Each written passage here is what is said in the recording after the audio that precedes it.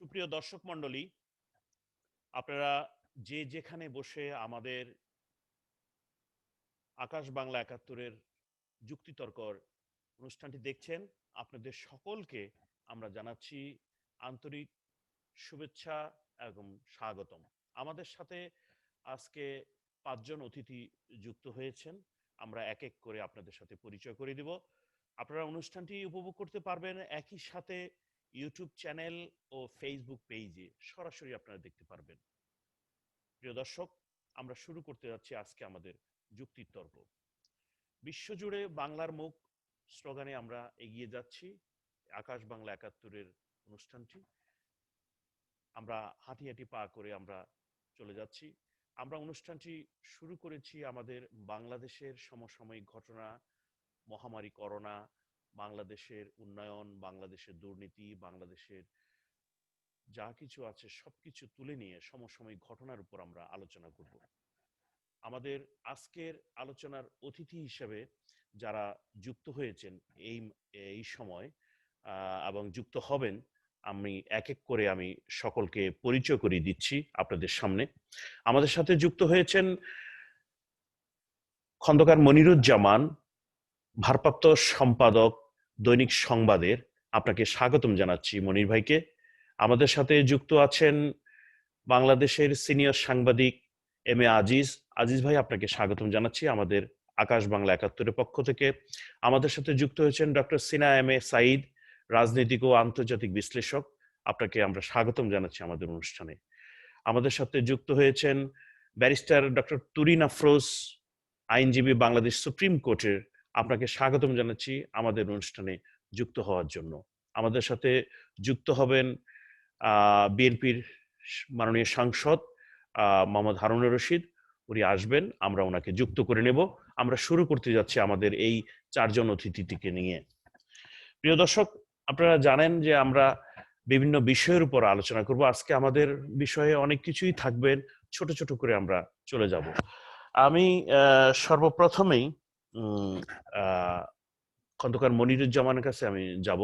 মনি ভাই, আপনি জানেন যে শীতকালীন সময়ে করোনার ব্যাপারে একটি কথা বৈজ্ঞানিকভাবে কতটুকু সত্য তা জানি না, আপনারা সাংবাদিক হিসেবে, আপনারা সম্পাদক হিসেবে আপনারা অনেক কিছু জানেন।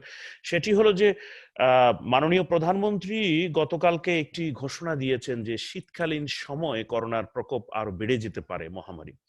এবং ইউরোপকে অলরেডি আমাদের বাংলাদেশ ছাড়িয়ে যাচ্ছে করোনায় আক্রান্ত। শীতকালীন সময়ে আমাদের যদি করোনার আক্রান্ত বেড়ে যায়, মাননীয় প্রধানমন্ত্রী এত উঁচু স্তরের জায়গা থেকে যিনি আমাদের কথাটি বলেছেন, মাননীয় প্রধানমন্ত্রীর প্রতিটি কথা আমরা কিন্তু অক্ষর অক্ষর আমরা শুনি এবং শ্রদ্ধা করি। সেটি হলো যে উনি যে কথাটি বলেছেন, যে উনি সংখ্যায় প্রকাশ করতেছেন, সেটি হলো যে এই ব্যাপারটা আপনি কিভাবে দেখবেন, এই ব্যাপারে আমাদের প্রস্তুতি কি দরকার, ছোট করে বলবেন খন্দকার মনিরুজ্জামান। মনি ভাই, শুনতে পেয়েছেন আমার প্রশ্নটি?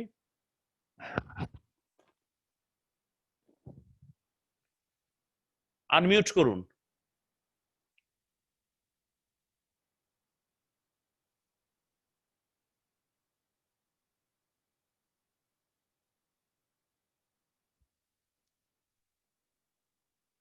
মনি ভাই, শুনতে পেয়েছেন প্রশ্নটি?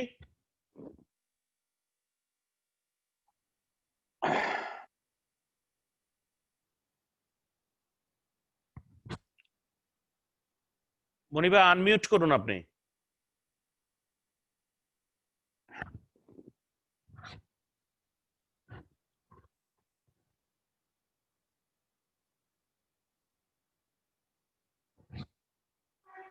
মনি ভাই, শুনতে পাচ্ছেন? আনমিউট করুন।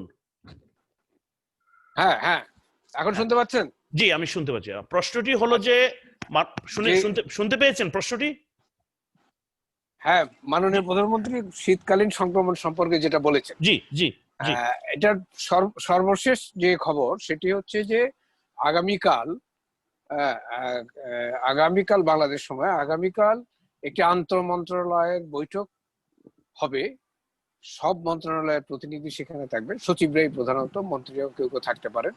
সেই বৈঠকে শীতকালের বা অক্টোবরের মাঝামাঝি সময় থেকে যদি করোনা সংক্রমণ বৃদ্ধি পেতে থাকে, তাহলে সেই পরিস্থিতি মোকাবেলা করার জন্য সরকার কি কি পদক্ষেপ নিতে পারে বা কি কি পদক্ষেপ নেওয়া উচিত সেই বিষয়ে আলোচনা হবে এবং কিছু কিছু সিদ্ধান্ত নেওয়া হবে। একটি সিদ্ধান্ত ইতিমধ্যেই বোধহয় নেওয়া হয়ে গেছে, সেটি হচ্ছে আপনারা জানেন যে সম্প্রতি যে হাসপাতালগুলিকে কোভিড হাসপাতাল হিসেবে ঘোষণা করা হয়েছিল তারা অনেকগুলি বন্ধ করে দেওয়া হয়েছিল রোগীর অভাবে।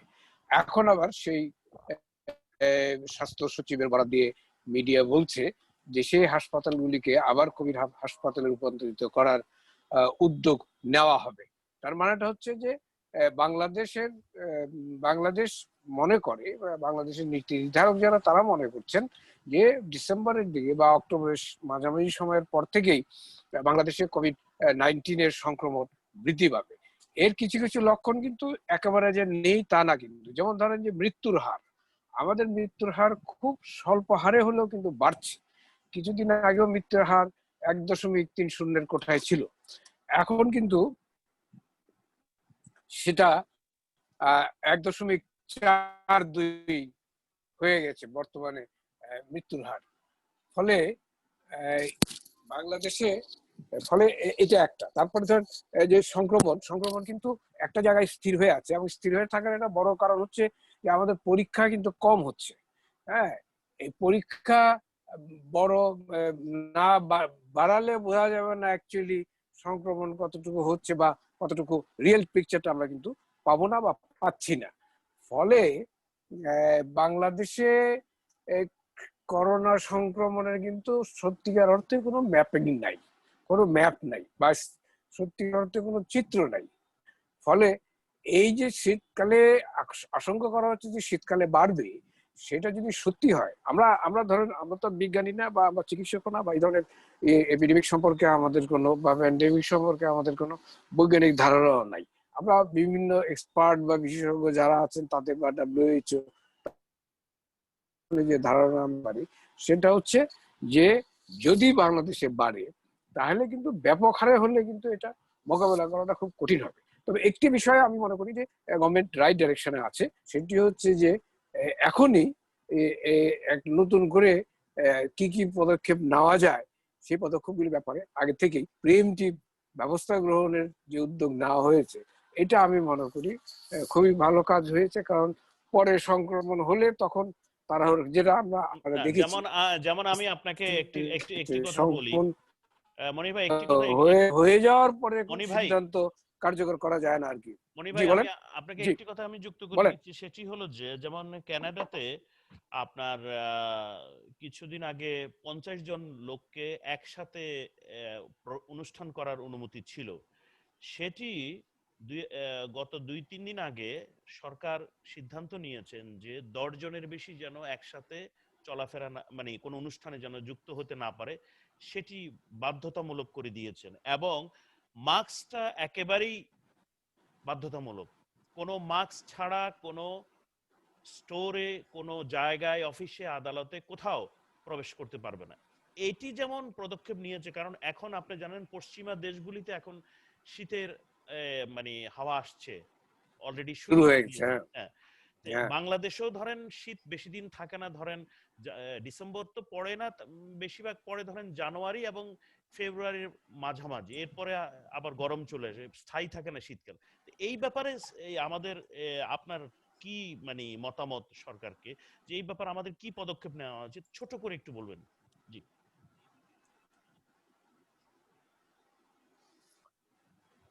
সেটা তো ঠিকই, যে আসলে যেটা আমার মনে হয় যে যেটা সরকারের দিক থেকে কালকে তো মিটিংটা হবে, সেখানে আমি জানি না স্বাস্থ্য বিশেষজ্ঞ এবং প্যান্ডেমিক বিশেষজ্ঞ যারা আছে তা বা এপিডেমিক বিশেষজ্ঞ যারা আছে, এপিডেমিওলজি বিশেষজ্ঞ যারা আছেন তাদেরকে সেই বৈঠকে রাখা হবে কিনা, বা তারা ইতিমধ্যে আমরা জানি বেশ প্রায় 41টার মতো পরামর্শ সরকারকে এই বলা হয়ে থাকে, যেটা প্রথম ওয়েভ, যদিও আমাদের এখানে প্রথম ওয়েভটি শেষ হয়নি।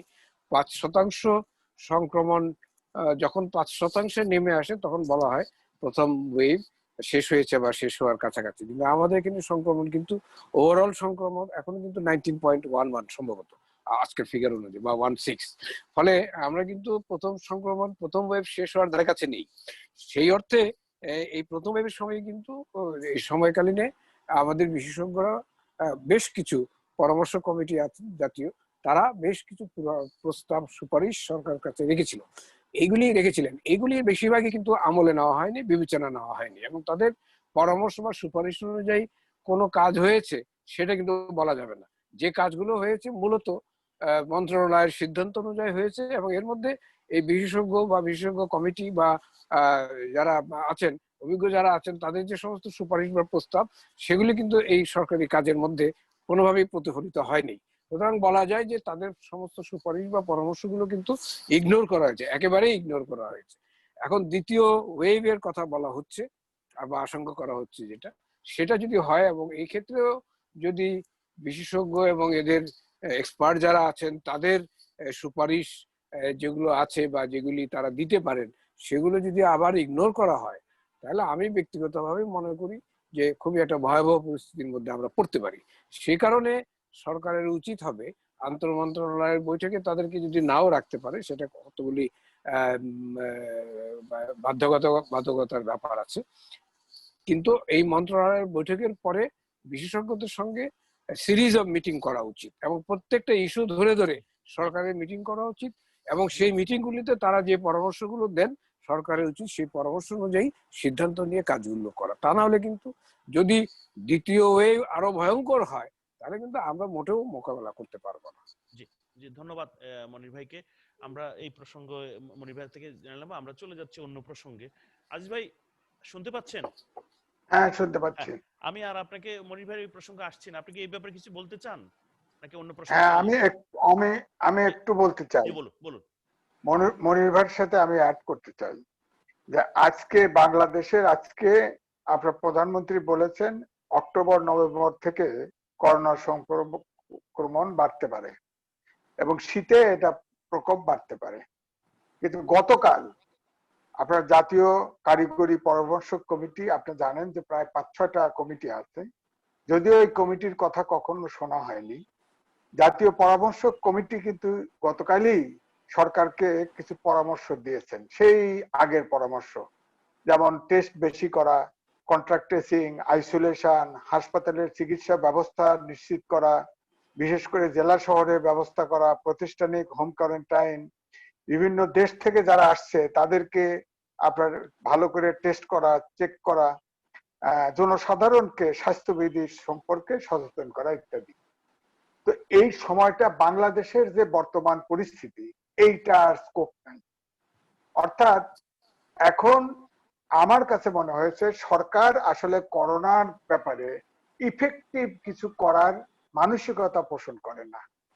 এখন লোক দেখানো কিছু কাজ তারা করে, যেমন এই যে এখন টেস্ট কমিয়ে দিয়েছে, এখন তারা প্রেস লিস্ট দিয়ে যা বলে তাই।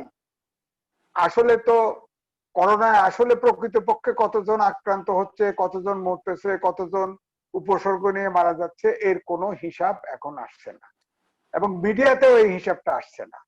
কারণ মিডিয়াতেও কিন্তু অলরেডি স্বাস্থ্য অধিদপ্তর থেকে পরিপত্র জারি করে দেওয়া হয়েছে, সরকারি লোক কথা বলবে না। মিডিয়ার তো সোর্স লাগে, সোর্সও নাই। সুতরাং এখন আমাদের বাংলাদেশের লোকের বাঁচার একমাত্র পথ আমি মনে করি স্বাস্থ্যবিধি মেনে চলা। স্বাস্থ্যবিধি না মানলে আমরা নিজেকে বাঁচাতে পারবো না। কিন্তু জানেন, এখনো কিন্তু হসপিটাল, যে সরকারি যেসব কোভিড হসপিটাল সম্পর্কে মানুষের যে নেগেটিভ একটা ধারণা তৈরি হয়ে গেছে, এখন কিন্তু আস্থা ফেরে নাই। সেই আস্থা ফেরানোর চেষ্টাটাও কিন্তু হচ্ছে না। এই জন্য মানুষ কিন্তু হসপিটালেও যাচ্ছে না, যা আছে বাসায় এখন নিজেরা চিকিৎসা করে, এবং এইটা যারা মারাও যাচ্ছে তাদের খবরও রাখে না, হিসাবও থাকে না। তারপরে যেটা আসতেছে আমার কাছে মনে হয়েছে, ধরেন সারা পৃথিবীতে লোক সংখ্যা এখন প্রায় 750 কোটি বা 800 কোটি। এখন এই করোনা ভাইরাসের যে ভ্যাকসিন তৈরি হচ্ছে, এই ভ্যাকসিন যদি এখন দিতে হয় তাহলে সবাইকে দিতে হবে, এবং এই সব ওষুধ যদি উৎপাদন বন্ধ রেখেও শুধু এই 750 কোটি লোকের জন্য ভ্যাকসিন তৈরি করে, এবং 2বার করে যদি লাগে, তাহলে 2 থেকে 3 বছর সময় লাগবে। আর যদি অন্যান্য রোগীর জন্য যদি অর্ধেক পরিমাণ উৎপাদন রেখে শুধু ভ্যাকসিন, করোনার জন্য ভ্যাকসিন, কোভিডের জন্য ভ্যাকসিন তৈরি করে, তাও সময় লাগবে প্রায় 4-5 বছর। এবং এর পরে এইটা কোন গরিব ধনী দেশ আছে, এখন এটা সারা ওয়ার্ল্ড ওয়াইড, যদিও হু বলেছে যে গরিবদের ফ্রি দেওয়া হবে, নিম্ন মধ্যবিত্ত এক একজনের এক এক রকম, এটা যে কিভাবে হবে, আমরা কিভাবে পাবো, এটা নিশ্চিত না। যেমন ধরেন চায়নার ভ্যাকসিন, এটা প্রথমে তারা অ্যাপ্রোচ করলো আইসিডিডিআরবির মাধ্যমে। হয়তো আইসিডিডিআরবি তারা বিশ্বস্ত এবং আমাদের কাছেও বিশ্বস্ত, আইসিডিডিআরবি হয়তো গভর্নমেন্টের কাছে প্রোটোকল ঠিক করে নিত, কিন্তু না, দেখা গেল যে আমলারা অসন্তুষ্ট হলেন, এটা সরকারের কাছে নিয়ে গেলেন, এরপরে দুটো তিনটে বাতিল করা হলো। আমরা আসবো ওই যে স্বাস্থ্য বিষয়ের কথার মধ্যে আসবো, আমি আসবো আপনার কাছে। আমি চলে যাব এই যে আমাদের মূল কিছু প্রশ্ন আছে সেগুলো আসবো, আমরা তাহলে যাই, আমরা কিছু প্রশ্ন আছে সেগুলোতে আমরা যাই। জি, আমরা যাচ্ছি। সেটি হলো যে ডক্টর সিনহা সাহেব, আপনি শুনতে পাচ্ছেন? আনমিউট করুন, আনমিউট করুন ডক্টর সিনহা।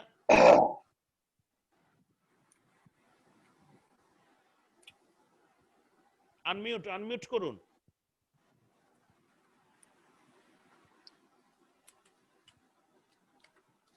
জি, শুনতে পাচ্ছেন? জি, হ্যাঁ শুনতে পাচ্ছি। সিনহা সাহেব, আপনাকে স্বাগতম জানাচ্ছি। আমি আপনাকে প্রশ্নটি করছি, সেটি হলো যে পেঁয়াজের ব্যাপারে খুব তোড়জোড় এবং খুব মানে ঝাল গেল, মানে বাংলাদেশের উপরে একেবারে পেঁয়াজের যে ঝাল বলেন খুব প্রচন্ড ভাবে সেটি গত এক সপ্তাহ যাবত আমরা দেখতে পেলাম, এবং পেঁয়াজের প্যাচে পুরো দেশটা একটি যেন হয়ে গেছে। সেটি হলো যে হঠাৎ করে ভারতে আমরা 12 টন ইলিশ মাছ পাঠালাম, কিন্তু 12 টন ইলিশ মাছ পাঠানোর গত বছরে যেটি হলো, পাঠানোর পরপরই আমাদের পেঁয়াজ কিন্তু বন্ধ হয়ে গেল, এবং ভারতের কৃষি মন্ত্রী পর্যন্ত অনুরোধ করলো, সাবেক কৃষি মন্ত্রী পর্যন্ত অনুরোধ করলো যে বাংলাদেশকে যেন পেঁয়াজ দেওয়া হয়। কিন্তু ভারত একটি উদাহরণ দিল যে আপনার সেখানে তাদের বন্যার কারণে পেঁয়াজের উৎপাদন কম হয়েছে, তারপরে বিহারের নির্বাচনের ব্যাপারে বিভিন্ন অজুহাত দিয়ে ভারতের বেশ কয়েকদিন যাবত এটা গেল। এরপরে যখন বাংলাদেশ যখন অন্য দেশ থেকে পেঁয়াজ আনার ব্যাপারে ঘোষণা করলো, হঠাৎ করে ভারত আবার পেঁয়াজটা ছেড়ে দিল। এবং গতকালকে যারা বিক্রেতা এবং ভোক্তাদের কিছু বক্তব্য শুনলাম, সেটি হলো যে তারা বলছে যে পেঁয়াজ পাঠিয়েছে, কিন্তু পেঁয়াজ পাঠায়নি, পাঠিয়েছে পেঁয়াজের জুস। এবং সেই কারণে মানে ভারতের বিভিন্ন আপনার এই যে বর্ডারগুলিতে আমাদের পেঁয়াজ ঢুকে যেভাবে, সেই বর্ডারগুলিতে ট্রাকগুলি কয়েকদিন যাবৎ পড়েছিল এবং গরমে সেই পেঁয়াজগুলি পচে গিয়েছিল, এবং সেই পেঁয়াজ আমাদের বাংলাদেশে এসেছে। তা আমার প্রশ্ন হলো যে আমরা কি ভারত থেকে পেঁয়াজ না আনলে কি আমাদের কি দেশে কি পেঁয়াজের সংকট থাকবে? কারণ এক সময় ভারতের উপর আমাদের গরুর উপর নির্ভর ছিল, কিন্তু বর্তমানে আমাদের কোরবানির সময় আমরা দেখি যে আমাদের দেশীয় গরুকে দিয়ে আপনার কোরবানি করা হয়, এবং ভারত থেকে আমাদের কোরবানির জন্য পশু আনতে হয় না। এই একটা জায়গায় আমরা এখন উন্নত হয়েছি। সেই জায়গায় আমাদের ধরেন বছরে 11 টনের মতন আপনার ভারত থেকে পেঁয়াজ দরকার হয়। এই ব্যাপারে আপনি কি বলবেন? হঠাৎ করে আমাদের সাথে এত মানে বন্ধুত্ব সম্পর্ক হবে, এটা কি কোনো ফাটল ছিল নাকি আমাদের বন্ধুত্বের কোনো ঘাটতি ছিল, একটু বলবেন? দেখুন, প্রথমে জিনিস স্পষ্ট করা প্রয়োজন যে ব্যবসা বাণিজ্যকে কখনো এত বড় করে দেখবেন না।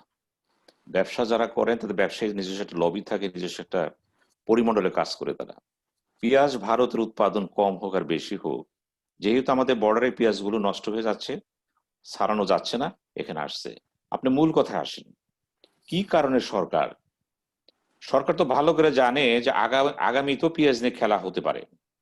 কি কারণে বাণিজ্য মন্ত্রণালয়, বাণিজ্য মন্ত্রী চুপচাপ বসেছিলেন? আমরা বিকল্প পথে পেঁয়াজ এনেছিলাম, কিন্তু গত বছর ভারত আমাদের সাথে খেলতে পারে, খেলার সুযোগ দিবেন কেন? আপনি যদি দরজাটা খুলে দেন খেলার জন্য, সে খেলবে।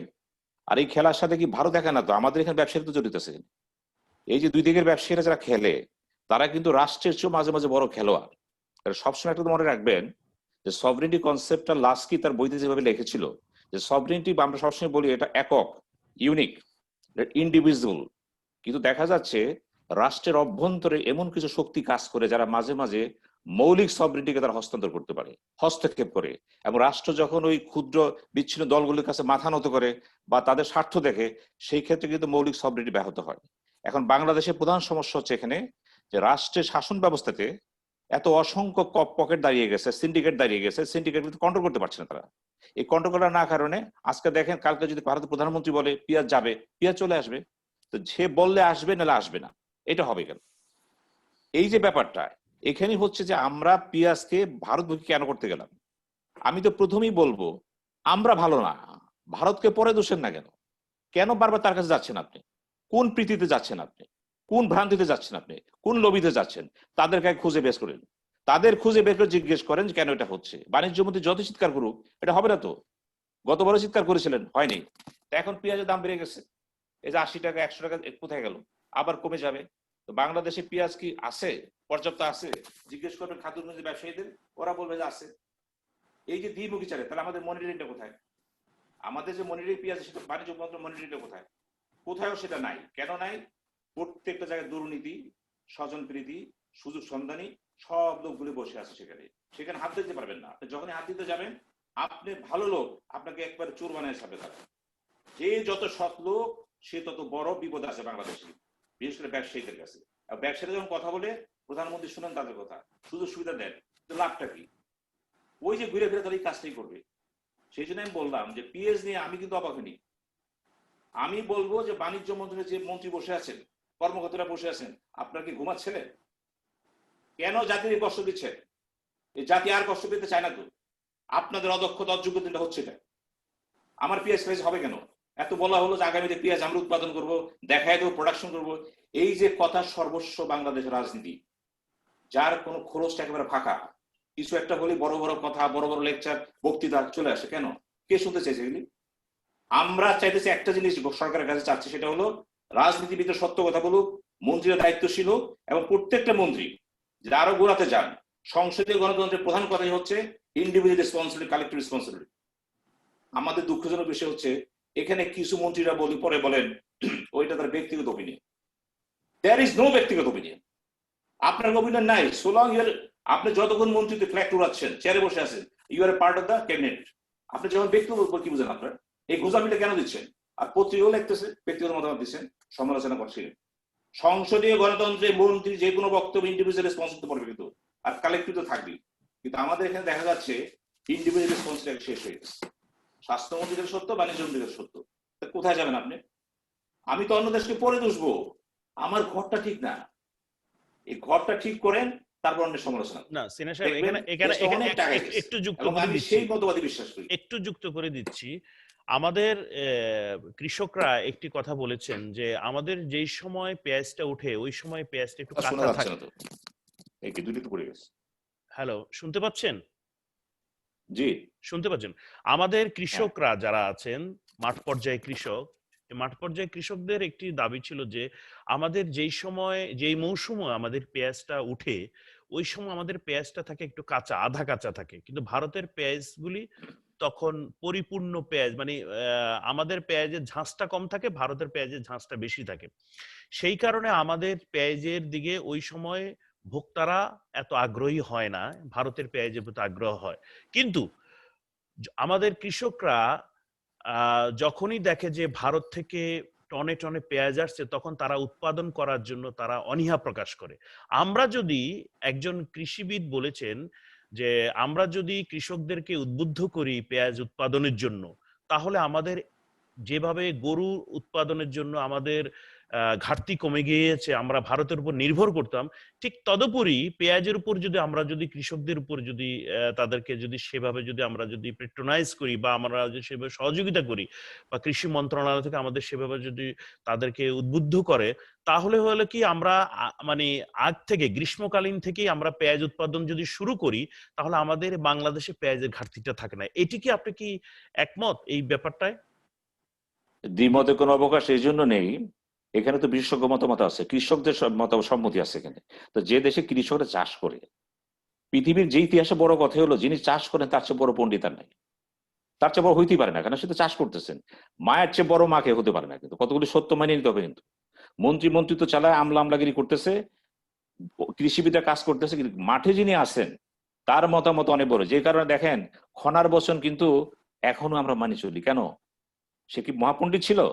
সে কি কোনো রাষ্ট্র কোনো মন্ত্রী ছিল? না। এগুলি ভাবতে হবে যে কৃষকের কথাটা গুরুত্ব দেন। আপনি যে কথাগুলি বললেন এগুলো তো পুরান কথা, কেন বাস্তবায়ন হয়নি? আপনাকে প্রশ্ন করি, এই মহাসত্যগুলো, এই ঘটনাগুলো আমরা এগিয়ে গেছি এখন 1 বছর, কি করলাম আমরা? যখন সংকটটা আসবে তোড়জোড় শুরু হয়ে যাবে, পত্রিকা টেলিভিশন তাহলে সরকারের কাছে আপনার পরামর্শ কি থাকবে? আগামী বছর তো আমার কাছে একই সরকারের রকমের কাছে একটাই পরামর্শ, সরকারের কাছে যখন যে ওয়াদাটা করবেন, ওয়াদার সাথে জাতীয় স্বার্থ, জনগণের স্বার্থ জড়িত আছে, ওটা বরখলাপ করবেন না।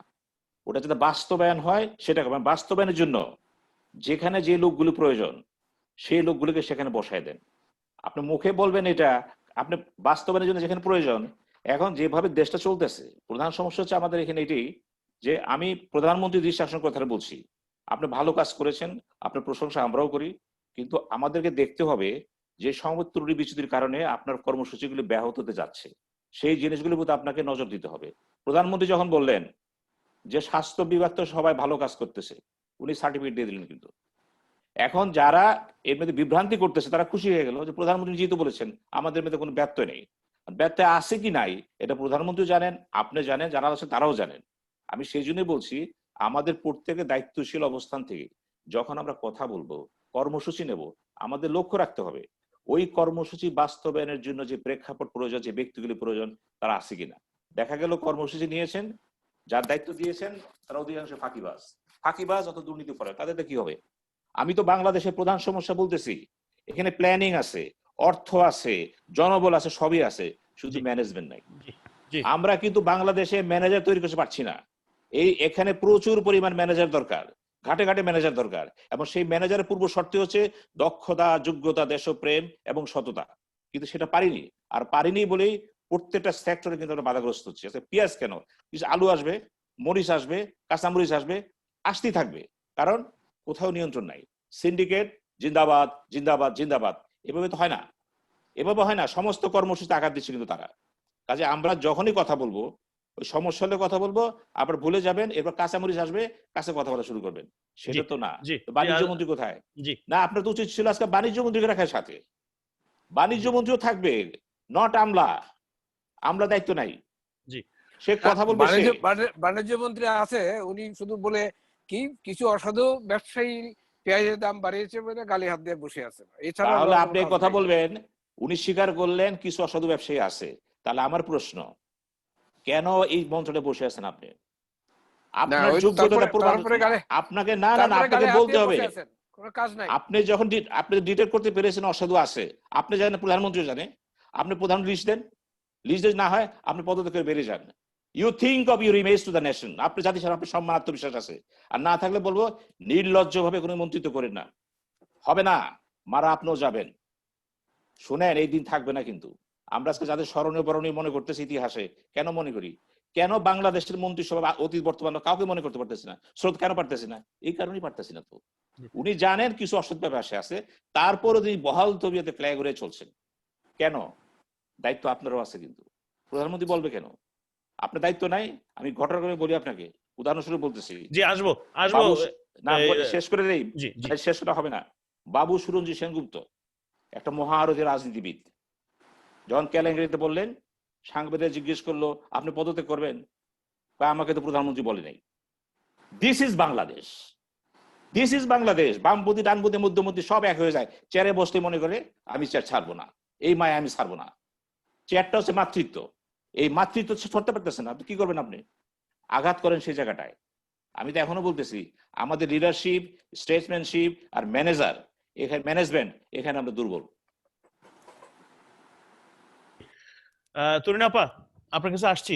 তরুণাপা, এমন কোন আভাস পেয়েছেন যে জঙ্গিদের ব্যাপারে, আমি একটু প্রশ্ন করতে যাচ্ছি, আপনার জঙ্গি ছিনিয়ে নেওয়ার কল এসেছিল বিদেশ থেকে, এই ধরনের কোন ধরনের, এই আপনি তো ধরেন মানবাধিকার ব্যাপারে অনেক কাজ করেছেন, মানবতা বিরোধী মানবাধিকার সবকিছু নিয়ে আপনি কাজ করেন, আপনি একজন আইনজীবী।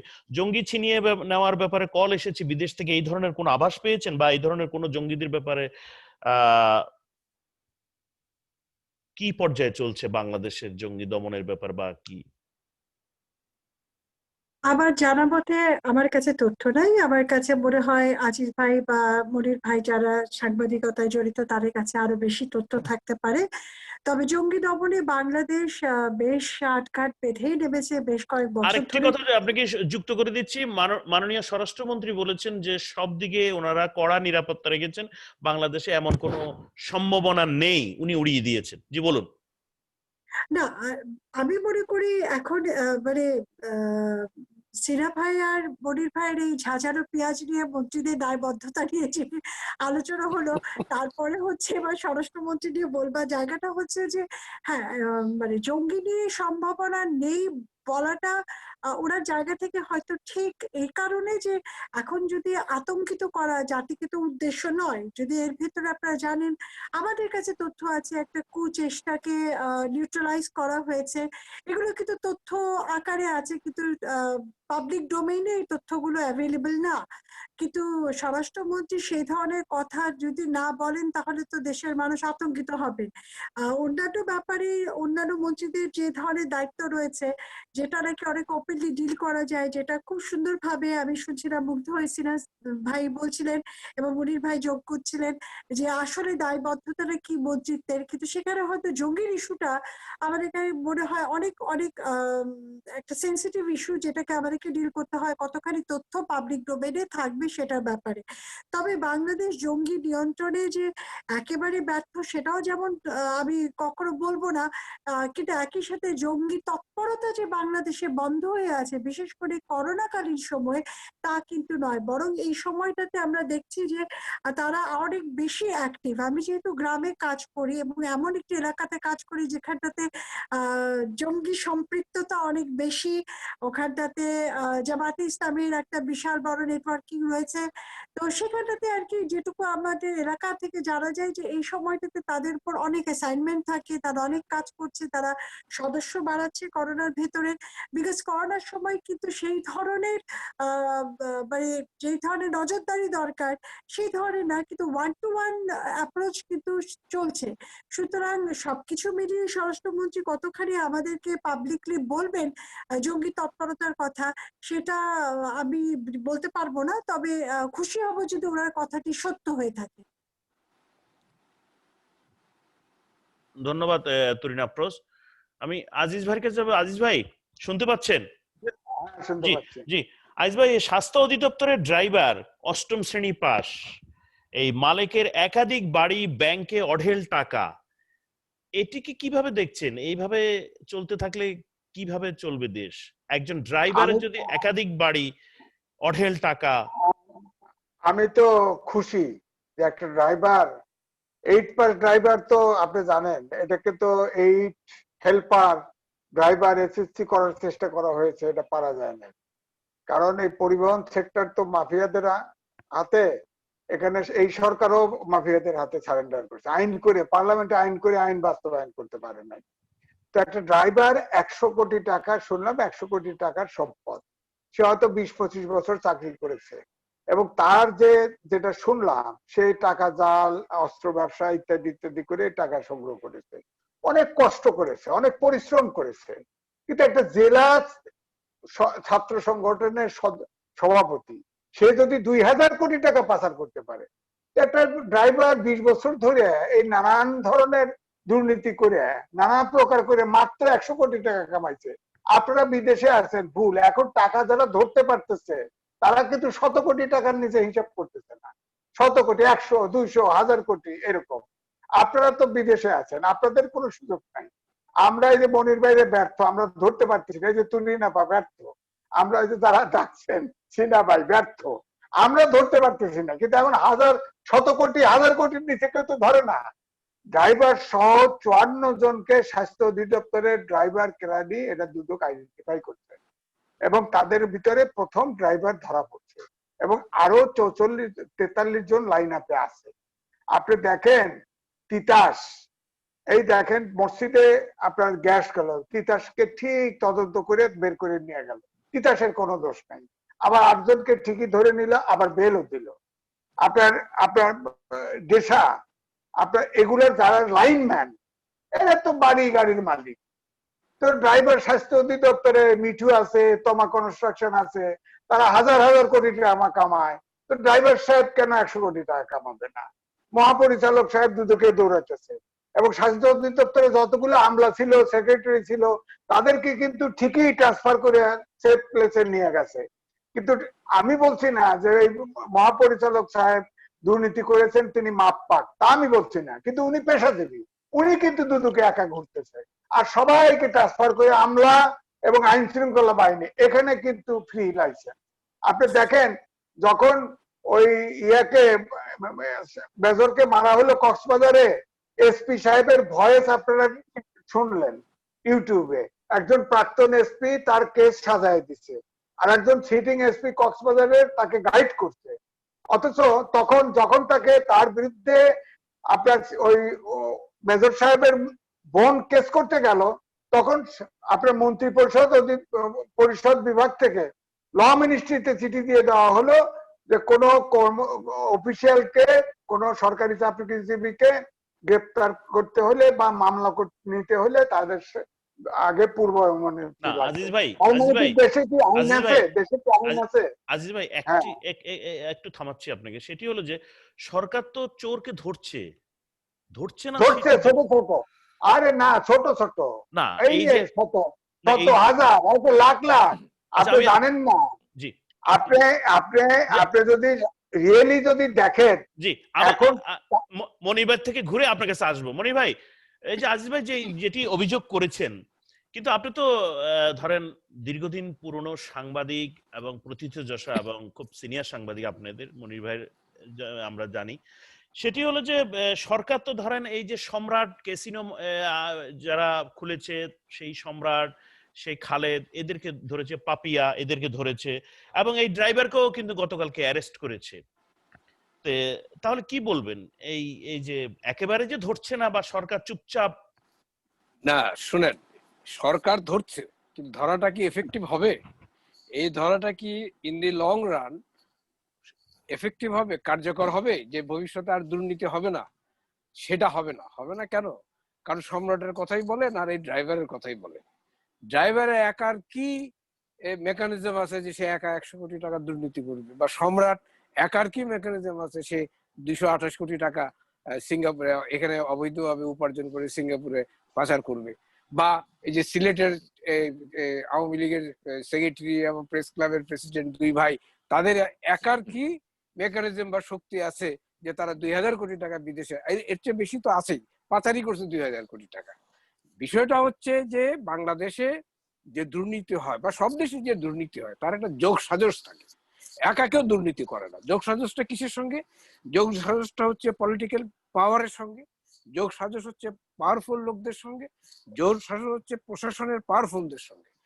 এই যোগ সাজসটা যতদিন থাকবে, আপনি একজন ড্রাইভারকে ধরছেন, তাকে জেল ফাঁসি দিয়ে দেন না, কোনো অসুবিধা নেই। There will be another driver, হ্যাঁ, যে আরো 200 কোটি টাকা দুর্নীতি করবে।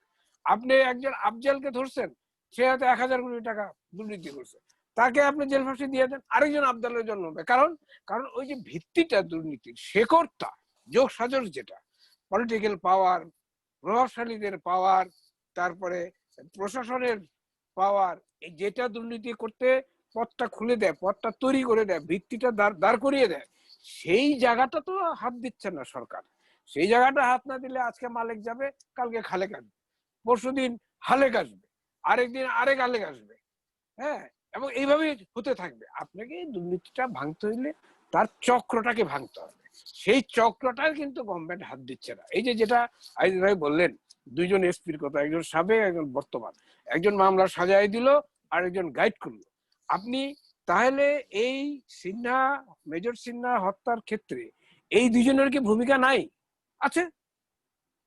হত্যাকাণ্ডের পরে তাকে সেভ করার জন্য তো তাদের ভূমিকা আছে, they are part of this murder case, অবশ্যই। কিন্তু তাদের বিরুদ্ধে কিন্তু কোনো মামলা হলো না। এবং সিনিয়র মেজর সিনহার বোন যখন তাদেরকে মামলা ইনক্লুড করতে গেল, সেটা নেওয়া হলো না। কারণটা কি আইজুল সেটা বলেছেন। তো এইভাবে তো আপনি দুর্নীতি উৎখাত করতে পারবেন না। আপনি উপরের সারফেসের একজন দুজনকে ধরবেন বা সবাইকেই ধরবেন, মনে করেন যাদেরকে দৃশ্যমান যারা দুর্নীতি করছে, এই যে 44 জন স্বাস্থ্য মন্ত্রণালয় আছে, এর বাইরে সব মন্ত্রণালয় আছে, তাদের সবাইকে ধরলেন যাদের উপর থেকে দেখা যায় দুর্নীতি করে। কিন্তু নিচের থেকে নেপথ্য থেকে যারা দুর্নীতির পথটা খুলে দিচ্ছে, দুর্নীতি করার জন্য সাহায্য করছে, দুর্নীতি করার জন্য প্রক্রিয়া করে দিচ্ছে, সেই আমলা, সেই রাজনৈতিক শক্তি, সেই প্রভাবশালী ব্যক্তি, তাদেরকে তো আপনি ধরছেন না, তাদেরকে তো আপনি ইনঅ্যাক্টিভ করছেন না, তাদের বিরুদ্ধে তো আপনার কোনো আইনগত ব্যবস্থা নিচ্ছেন না। বরং সরকারি কর্মকর্তার বিরুদ্ধে ব্যবস্থা নিতে হইলে পূর্বানুমতির আইন করেছেন। তাহলে পূর্বানুমতি কে দিবে? এই সরকারি কর্মকর্তারাই দিবে। এখন কাক তো কাকের মাংস খায় না, পূর্বানুমতি তারা দিবে কেন? সুতরাং তার বিরুদ্ধে কোনো মামলা হবে না। এই যে বিষয়গুলো, এই বিষয়গুলো আসলে দুর্নীতিকে নির্মূল করা বা নিয়ন্ত্রণ করার পরিপন্থী হিসেবে কাজ করছে। সেইটা যদি দূর না করা যায়, তাহলে আপনি একজন দুইজন মালেক খালেক হালেক এদেরকে ধরে এই দেশের দুর্নীতি বন্ধ হবে। এটা একটা মানে কি বলবো, সোনার পাথর বাটির মতো আর কি, অবশ্য চাঁদের মতো ঘটনা। এটা কখনোই হবে এই না। দুর্নীতি তো একদিনেই হয় নাই, এটা তো দীর্ঘদিনের প্রক্রিয়া। দীর্ঘদিনে হইলে কিন্তু আমি বলছি যে আমি দুর্নীতি দূর করব, তাহলে দুর্নীতি দূর করার জন্য যেটা করা দরকার, সম্রাটকে কে তৈরি করেছে, কারা তৈরি করেছে, কিভাবে তৈরি হলো সম্রাটের মতো একজন দুর্নীতিবাজ? কই সরকার তো সেটা অনুসন্ধান করেনি, তদন্ত করেনি। এই সম্রাটকে যারা তৈরি করছে তাদের বিরুদ্ধে তো কোনো ব্যবস্থা নেয়নি। সেটা যদি না হয় তাহলে দুর্নীতি দূর হবে কিভাবে? একদিনে তৈরি হয় না, এটা যেমন সত্য। আমি যখন ব্যবস্থা নিতে গেলাম তখন তো কারা তৈরি করেছে তাদের বিরুদ্ধে ব্যবস্থা নিতে হবে। That is very important.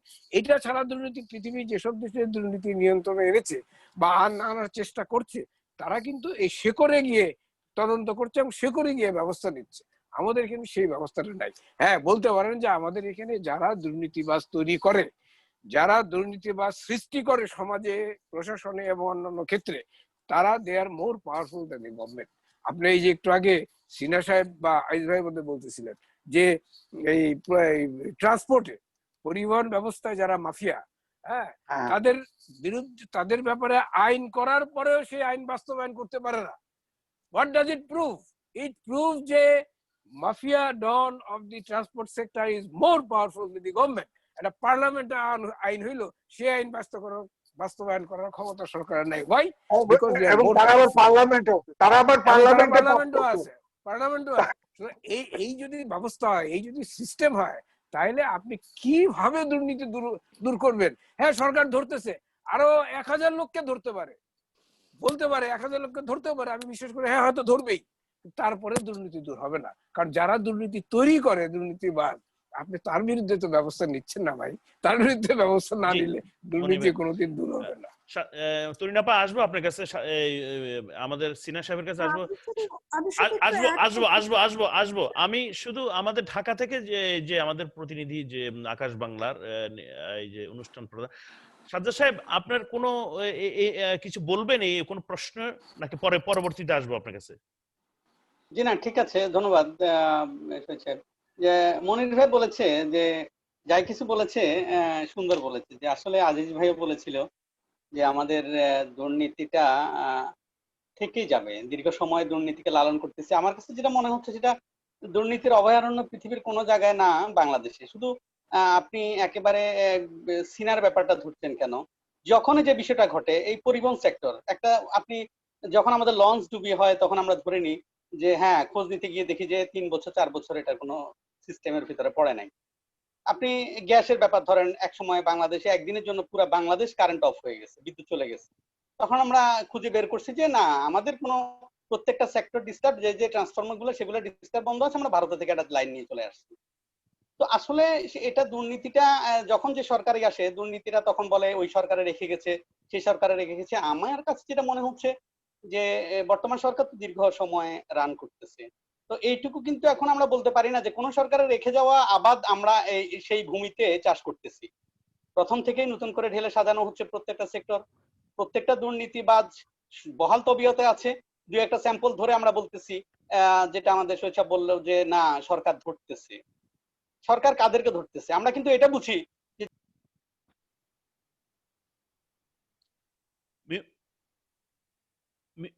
Unmute unmute করুন, আপনার শব্দ বন্ধ হয়ে গিয়েছে, আনমিউট করুন, আনমিউট করুন। সাজ্জাদ সাহেব আপনার কথা শোনা যাচ্ছে না, শোনা যাচ্ছে না,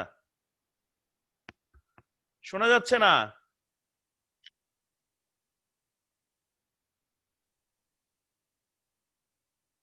শোনা যাচ্ছে শোনা না। যাচ্ছে না, শোনা যাচ্ছে না।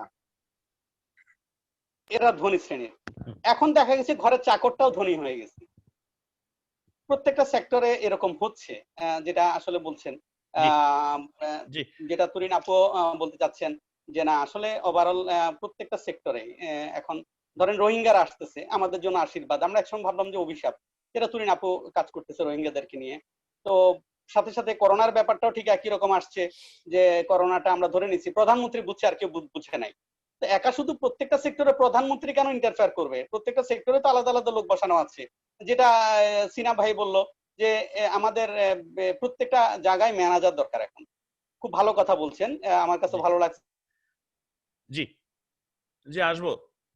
তরুণ আপা, জি আপনি বলুন, জি বলুন বলুন তরুণ আপা, বলুন জাস্ট অ্যাড করছিলাম যে বলুন। আজিজ ভাই মনির ভাই খুব চমৎকার ভাবে আমাদের দুর্নীতির মুক্ত হওয়ার যে সমস্যা বা আদৌ আমরা কেন পারছি না সেটা কিন্তু নিয়ে আমি যেটা জানতে চাচ্ছি যে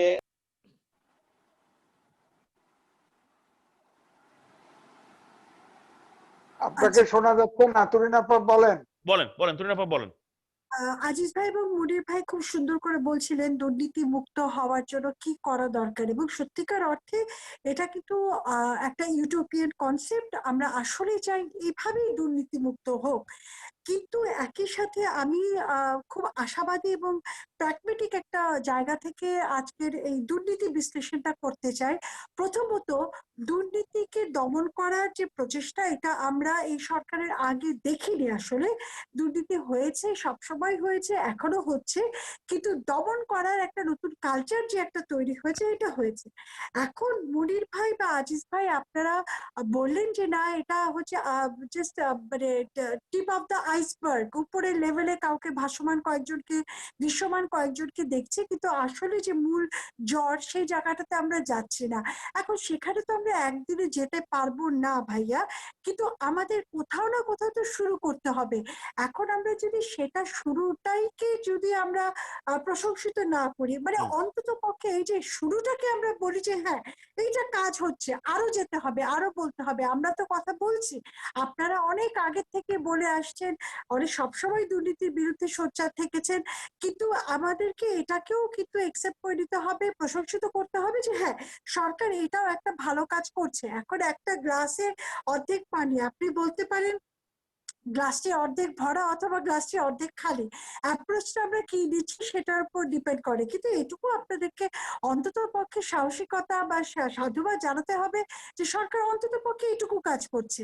এইটুকুকে আমরা বলি, আমরা জানি সম্রাটের পেছনে বড় সিন্ডিকেট আছে, আমরা জানি পাপিয়া সিন্ডিকেট আছে, আমরা জানি মালিক সিন্ডিকেট আছে, এবং এই সিন্ডিকেট কিন্তু ভাইয়া আমরা হয়তো মুখে বলছি না, এই সিন্ডিকেট কিন্তু অনেক উপর পর্যন্ত এবং এত শক্তিশালী যে মাঝে মাঝে মনে হয় যে প্রধানমন্ত্রীর আসলে কি টলমল হয়ে যাবে কিনা, এরকম মানে অনেক সিন্ডিকেটের কথা আমরা শুনি। কিন্তু তারপরেও যেটুকু আর কি পদক্ষেপ গ্রহণ করা হচ্ছে, অন্ততপক্ষে সেটুকুতে আমরা খুশি এবং আমরা চাই আপনারা যে একেবারে বেস্ট সলিউশনটা দিয়েছেন, সেটা চাইতে যদি আমরা সেকেন্ড বেস্ট সলিউশনে আসি, যে কিছুটা ধরা হোক যাক, তারপরেও চলুক এই দুর্নীতি বিরোধী অভিযান। আমি শুধু এটুকু অ্যাড করতে চাইছি আপনাদের দুজনের সাথে, কিন্তু সম্মান রেখে আপনাদের দুজনের সাথে আমি কিন্তু একমত যে এইভাবেই দুর্নীতি মুক্ত করতে হবে যেভাবে আপনারা বলছেন। জি জি ধন্যবাদ। ডক্টর সিনা সাহেব, আমরা একটি জিনিস দেখলাম যে এই যে একজন ইয়নোকে মানে আক্রমণ করা হলো, সেখানে প্রথমেই ধরা হলো যে যে আক্রমণ করেছে সে যুবলীগের কর্মী, এই হিসেবে তাকে ধরা হলো এবং ধরে কয়েকদিন পর্যন্ত মিডিয়াতে গেল। এরপরে হঠাৎ করে নাটকীয় ভাবে পুরো তদন্তটা মোড় ঘুরলো যে এটি মালি করেছে, এবং এই ইয়নের বাসায় 40 লক্ষ টাকা নিয়ে একটি প্রশ্ন উঠেছে, পাওয়া গিয়েছে। এই একটি প্রশ্ন। আরেকটি প্রশ্ন হলো যে আপনার ইয়নোদেরকে ওসিরা কোনো পাত্তা দেয় না, এটি যেমন একটু সমস্যা আছে, এই দুটো বিষয় আপনি কিভাবে দেখবেন, কিভাবে কি বলবেন? প্রথম কথাটা হলো যে আপনি ইউএন সম্পর্কে যেটা বললেন, টাকা পাওয়া গেছে কি না গেছে আমার কাছে এটা যোগ্যতা রাখে না, এই জন্য না, আমি বলছি যে টাকাটা আমি বলছি যে আমি বলছি, প্রথমে এক আমি ধরনের কথা আসতে, জি হ্যাঁ আমি বলছি, কথাটা বলতেছি। এটা আমার বিশ্বাস করতে কষ্ট হয়। আমি ঘটনাক্রম আপনাকে বলছি, আমি বিভিন্ন প্রতিষ্ঠানে ক্লাস নেই, বক্তৃতা দিই, পিএটিসি তার মধ্যে একটা। কিন্তু যে উনি কথা বলতেছেন তিনিও ফাউন্ডেশন কোর্সে আমার ছাত্রী ছিলেন, আমি তাকে চিনি, ভালো লোক সে। এখন আপনি তাকে এখন বলতেছেন টাকা পাওয়া গেছে, তাহলে ব্যাকগ্রাউন্ডটা দেখেন যে টাকা উৎসটা কি ছিল, সে কি আদৌ টাকা কামাতো, এভাবে কামাতো? এক। 2 নম্বর হচ্ছে যে এই এই ব্যাপারটা এখন ধামাচাপা পড়ে যাবে, ধামাচাপা পড়ে যাবে। দ্বিতীয় কথা হলো দুর্নীতির প্রশ্ন আপনি আসেন, যখন একটা বালিশ চুরি হয় বা কম্পিউটারের দাম বাড়ানো হয়, দেখেন যে কোনো একটা বড় প্রজেক্টে যখন কাজ করবেন, একটা বিল যখন হয়, বিলে কে সিগনেচার দেয়? PD, joint secretary, additional secretary, finally secretary as principal accounting officer of the ministry দেয়। তো এই যে ধরেন উনি দুর্নীতি করছে বা ইনিশিয়েটিভ করছে, joint secretary, additional secretary, secretary, এরা কি চোখ বুঝে সিগনেচার দিয়েছে? এরা তো অভিজ্ঞ লোক, দীর্ঘ অভিজ্ঞতা, তারা কেন করলে এটা করলেন? আপনি কি তদন্ত করতেছেন? কেন কমিটি গঠন করলেন? কমিটি গঠন করার আগে প্রথমেই বলবেন ওই জয়েন্ট সেক্রেটারি ক্লোজ করেন, সেক্রেটারিকে ক্লোজ করেন, যে ওরা ভুল করছে, আপনারা কেন সিগনেচার দিলেন? বিচার আপনাদের হবে না। আপনি যে কথা বলতেছেন দুর্নীতিটা কিন্তু আপনি ধরতে চাচ্ছেন না, আপনি ধরতে পারবেন, কিন্তু আমি বিশ্বাস করি যদি দুর্নীতি দমন কমিশন বলা হয় অ্যাক্টিভ হয়ে যাবে। দ্বিতীয় ওসির কথা আসেন, ওসিদের ক্ষমতাটা কি? আমরা একসময় শুনতাম হয় ওসি না ডিসি প্রধানমন্ত্রী, তিনটা মাঝামাঝি কিছু নেই। এখন ডিসির ক্ষমতা কমে গেছে অনেকটা, কিন্তু ডিসি নাথিং বাট কোঅর্ডিনেটর, কারণ এসপি সাহেবের তার আন্ডার না, এখানে এসি সে লিখতে পারেন না। তো এই যে দেখেন ওসির গুরুত্ব কে না বোঝে। একটা জাতীয় বাড়ির সময় দেখছি আমি অনেক এমপি এসি কে স্যার বলতো, ওসি কে স্যার বলতো। কেন স্যার বলতেন?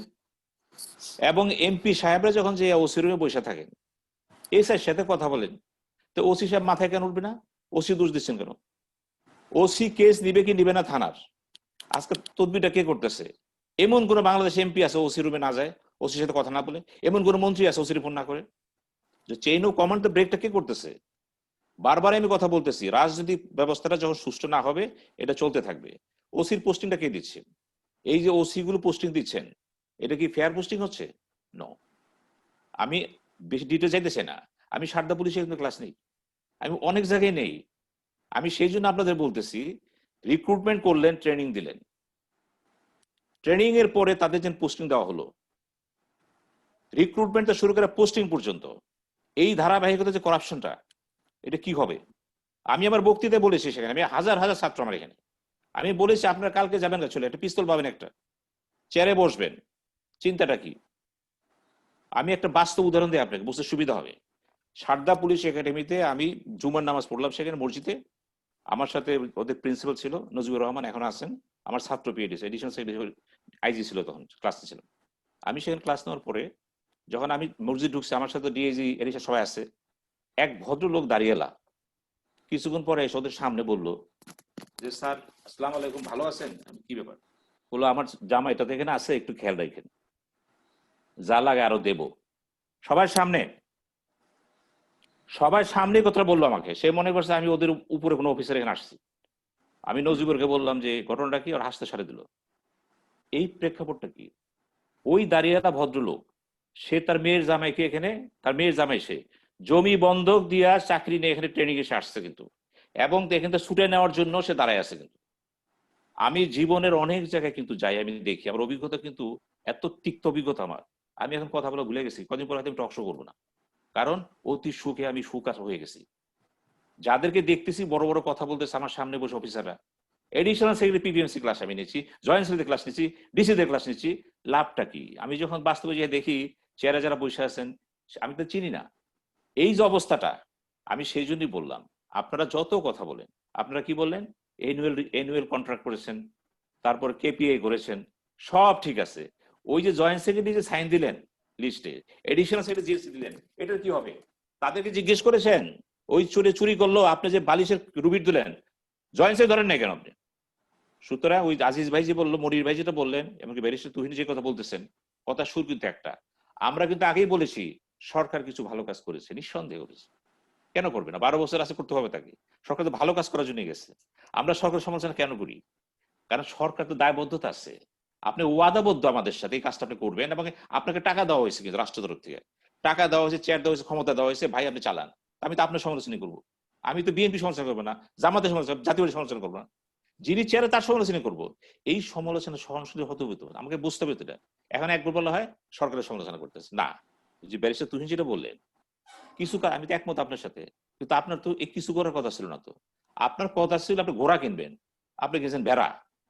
তো ভেড়া কিনে, ঘোড়া কেনার কথা ছিল, আপনি বাজার ছিল ঘোড়ার। তো আমি ভেড়ার যে ধন্যবাদ, তো ভেড়া কিনছেন একটা, কিন্তু আমার তো কথা ঘেরা।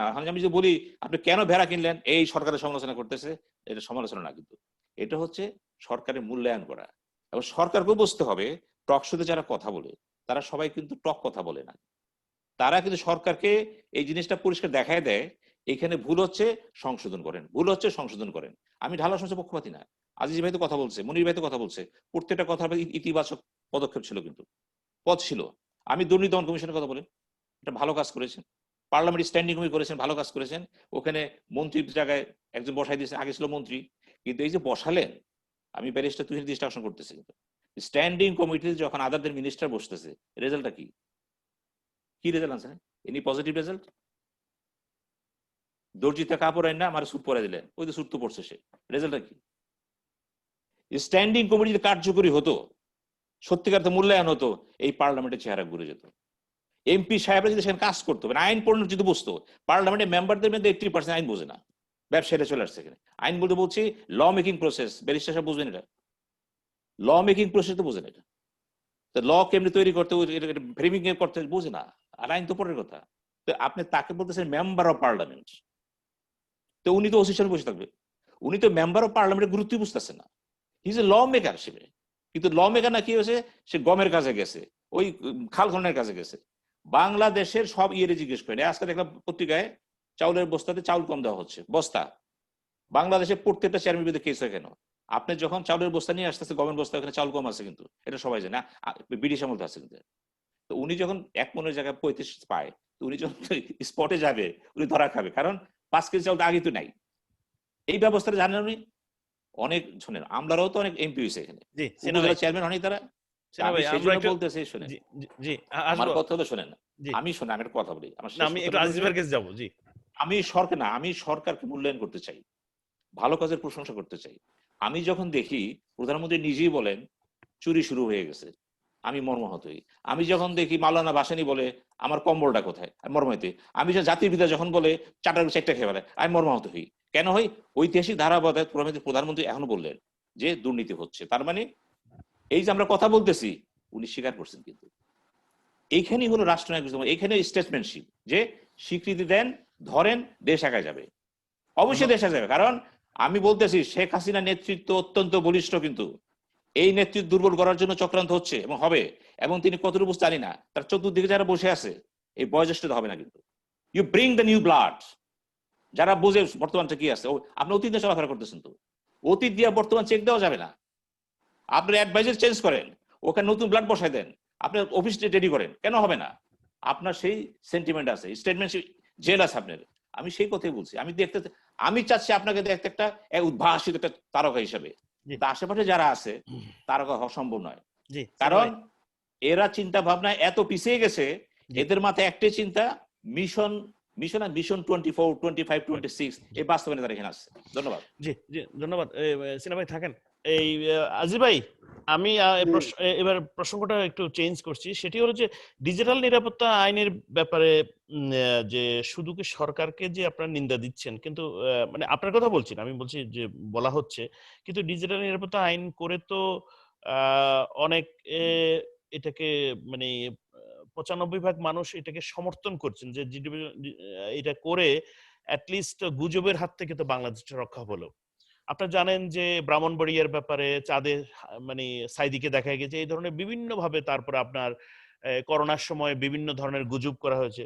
এটি এবং আমাদের যে জাতীয় এই যে মানে নেতারা বা জাতীয় বুদ্ধিজীবীরা যারা মারা গেছে, তারা মারা যাওয়ার পরে বিভিন্নভাবে সোশ্যাল মিডিয়াতে আমরা দেখলাম খুব জঘন্যভাবে তাদের সম্পর্কে বিদ্রূপ ভাবে লেখা হয়েছে। সবকিছু মিলিয়ে ডিজিটাল আইনটাকে আপনি কিভাবে মনে করেন?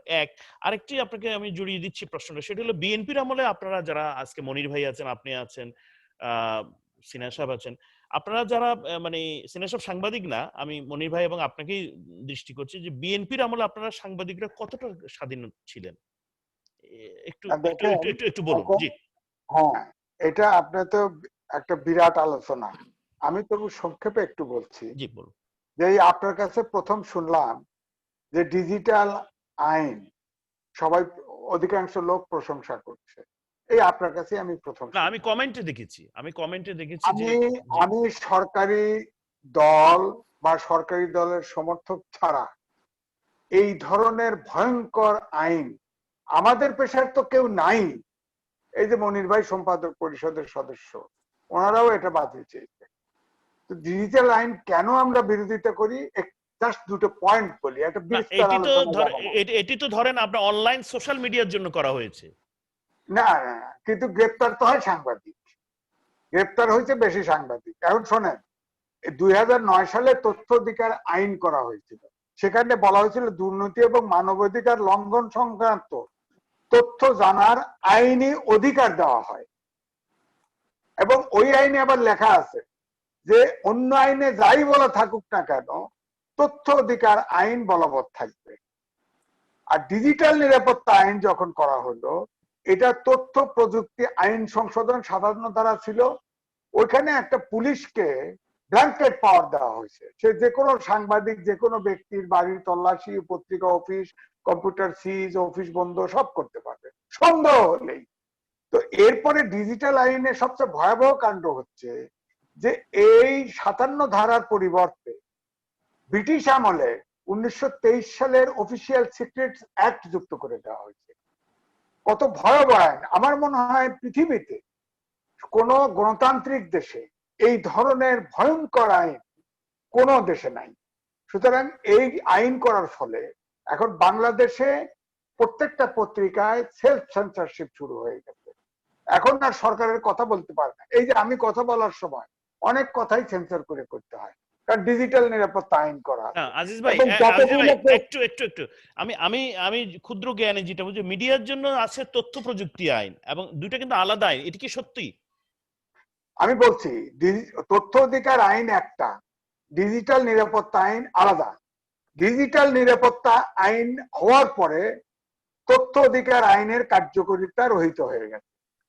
তারপরে আমাদের যে বাংলাদেশের সংবিধান আছে, সংবিধানের 39 অনুচ্ছেদে সংবাদপত্র বা ব্যক্তির স্বাধীনতা দেয়া আছে, হ্যাঁ, কতগুলো রিজনেবল রেস্ট্রিকশন সহ, সেটা রহিত হয়ে গেছে।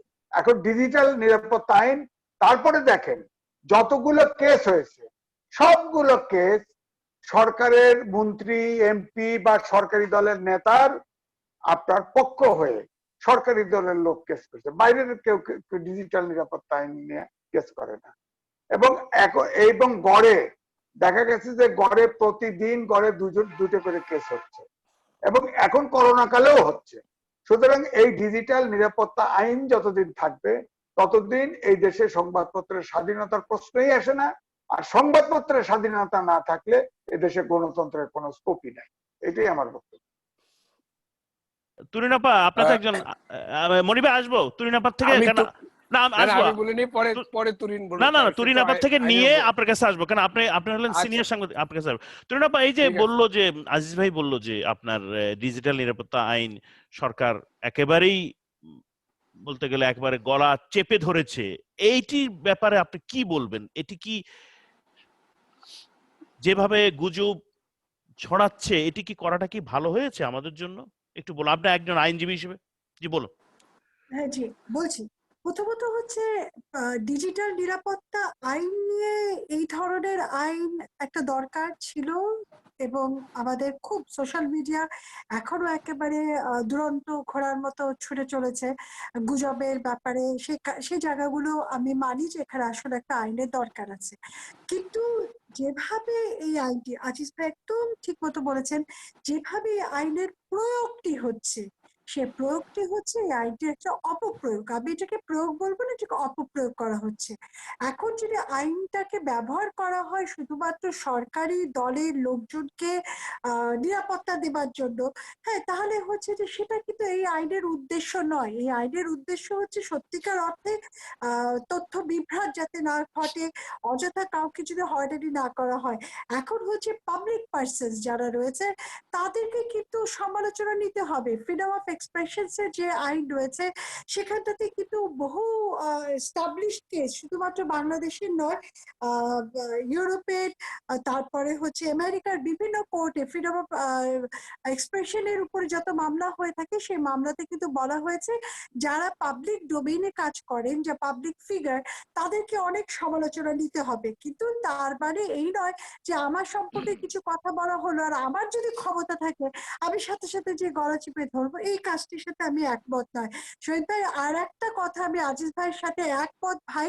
আপনার কাছ থেকেই শুনলাম যে এই আইন নিয়ে সবাই খুশি। আমি কিন্তু মেজরিটি সবাইকেই শুনি যে এই আইনটা নিয়ে অতৃপ্তি আছে, কারণ প্রয়োগের ক্ষেত্রে এটি ব্যবহারটা খুব অন্যভাবে হচ্ছে। এখন আরেকটা কথা আজিজ ভাইয়ের সাথে আমি একটু ভিন্ন মত প্রকাশ করছি যে পত্রিকার স্বাধীনতা নাই, এটা বললেও আবার আমি বলবো যে এটাও কিন্তু ভুল কথা আজিজ ভাই। সত্যিকার অর্থে আজকে যেই ধরনের তথ্য দেয়া হয় পত্রিকাগুলোতে, মিডিয়া ট্রায়াল যেভাবে হয়, আমি নিজে ভিকটিম মিডিয়া ট্রায়ালের। আপনি কার সাথে লড়াই করবেন? পত্রিকা যা তা রিপোর্ট করে যাচ্ছে, যা তা লিখে ফেলছে। মানে আমি ঢাকায় বসে আছি, বলছে পালিয়ে চলে গেছে লন্ডনে। এখন আপনি কতগুলো মামলা করবেন? তাহলে কি আপনি বলছেন না, দেখছেন না যেখানে ফ্রিডম অফ এক্সপ্রেশনটা সেই অর্থে আছে, কিন্তু আমাদের মিডিয়া হাউসগুলো কিন্তু বিভক্ত। তারা অ্যান্টি চায়না রিপোর্ট করবে না, অ্যান্টি ইন্ডিয়া রিপোর্ট করবে না, তাদের নিজস্ব পলিসি গুলো রয়েছে। সেই পলিসিতে যখন আঘাত লাগে তখন তারা বলে না এই যে এইটা কিন্তু ঠিক না, কিন্তু সেই পলিসি যখন পারপাস সার্ভ করে তখন কিন্তু তারা ঠিক বলে। আমি এখানে দুজন সাংবাদিক আছে এবং মুনির ভাইও আছেন। মুনির ভাই, আপনি কি এই সাংবাদিকদের এবং মিডিয়া হাউসগুলোর এই পক্ষপাতিত্ব, সেটাকে কি আপনি অস্বীকার করতে পারেন?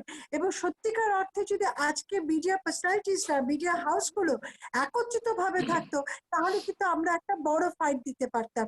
প্রশ্নটা আমি ছুড়ে দিলাম মনির ভাইয়ের কাছে। জি, ধন্যবাদ তুরিন আফরোজ। মনির ভাই, আপনার কাছে আসার কারণ হলো যে সবগুলি নিয়ে আপনার কাছে আসা, কারণ আপনি লাস্ট কনক্লুশন দিবেন না। আমার একটা প্রশ্ন হলো যে আপনারা যারা সাংবাদিকরা, আমি কোনো সরকারের পক্ষ বা বিপক্ষের না, আমার কথা হলো যে আপনারা যারা সাংবাদিকরা বিএনপির আমলেও ছিলেন, তারা কি সেই সময় কি নিরাপদ ছিলেন? এক। দ্বিতীয়ত কথা হলো যে এই যে আপনার সোশ্যাল মিডিয়াতে যাচ্ছে খুশি তাচ্ছে লিখে যাবে সরকারের বিরুদ্ধে, জাতির জনককে অপমান করে, ব্রাহ্মণবাড়িয়ার সম্পর্কে লিখে, এই যে যে লঙ্কাকাণ্ড হলো ব্রাহ্মণবাড়িয়ার একটি নিউজে, তারপর রামুর ঘটনা নিয়ে, তারপর আপনার সেই জায়গাগুলি, আমার কথা হলো যে একটি কি আমাদের আইনের মধ্যে থাকা উচিত না? সব যদি আপনি ওপেন করে দেন তাহলে চলবেন কিভাবে? জি বলেন মনির ভাই, সবকিছু মিলে বলেন। ধন্যবাদ আপনাকে। আপনি ব্রাহ্মণবাড়িয়ার কথাটা তুলেছেন, তো সেটা ধরেই আলোচনাটা আমি শুরু করতে চাই। দেখেন, ব্রাহ্মণবাড়িয়ার ঘটনা হলো কি, যে ফেসবুকে একটা ফেক আইডি থেকে একজন হিন্দু ধর্মাবলম্বী যুবকের নামে একটা ফেক আইডি করে একটা সাম্প্রদায়িক সহিংসতার সুযোগ করে দেওয়া হলো। এখন ধরা হলো কাকে? এই ঘটনার পরে সেই হিন্দু যুবকটিকে ধরা হলো যার নামে ফেক আইডিটা করা হয়েছিল, তাকে কিন্তু ধরা হইলো। রামুর ঘটনার ক্ষেত্রে তাই, রংপুরের ঘটনার ক্ষেত্রে তাই। যাদের নামে ফেক আইডি করা হচ্ছে তাদেরকে কিন্তু ধরা হচ্ছে। মিডিয়া হস্তক্ষেপ করার পরে কিন্তু আসল ঘটনা উদ্ঘাটিত হয়। ব্রাহ্মণবাড়িয়া বলেন, রংপুর বলেন, রামু বলেন, এখানে কিন্তু মিডিয়াকে আপনাকে কৃতিত্ব দিতে হবে যে মিডিয়া যখন হস্তক্ষেপ করলো এবং আসল রহস্য উদ্ঘাটন করলো, যে একজন কি বলে আপনার কম্পিউটার ব্যবসায়ী, সে এই ঘটনাটি ঘটেছে, তাকে এই ফেক আইডি করে এই ঘটনাটি সাম্প্রদায়িক উস্কানি দিয়েছে এবং তাকে এটা করানো হয়েছে তাকে দিয়ে। এই উদ্ঘাটনটি কিন্তু মিডিয়া করেছে, সরকারি গোয়েন্দা সংস্থা করে নাই। করার পরে তারপরেও তার বিরুদ্ধে বহুদিন মামলা চলেছে সেই নিরপরাধ যুবকটির বিরুদ্ধে। রামুর ঘটনাও কিন্তু তাই। এবং রংপুরে একজন ইঞ্জিনিয়ার ঘটনাটি ঘটিয়েছে আরেকজন ফেক আইডি করে। পরে মিডিয়া যখন সত্য ঘটনা উদ্ঘাটন করলো তখন সেটা আসল কালপিট শনাক্ত হলো।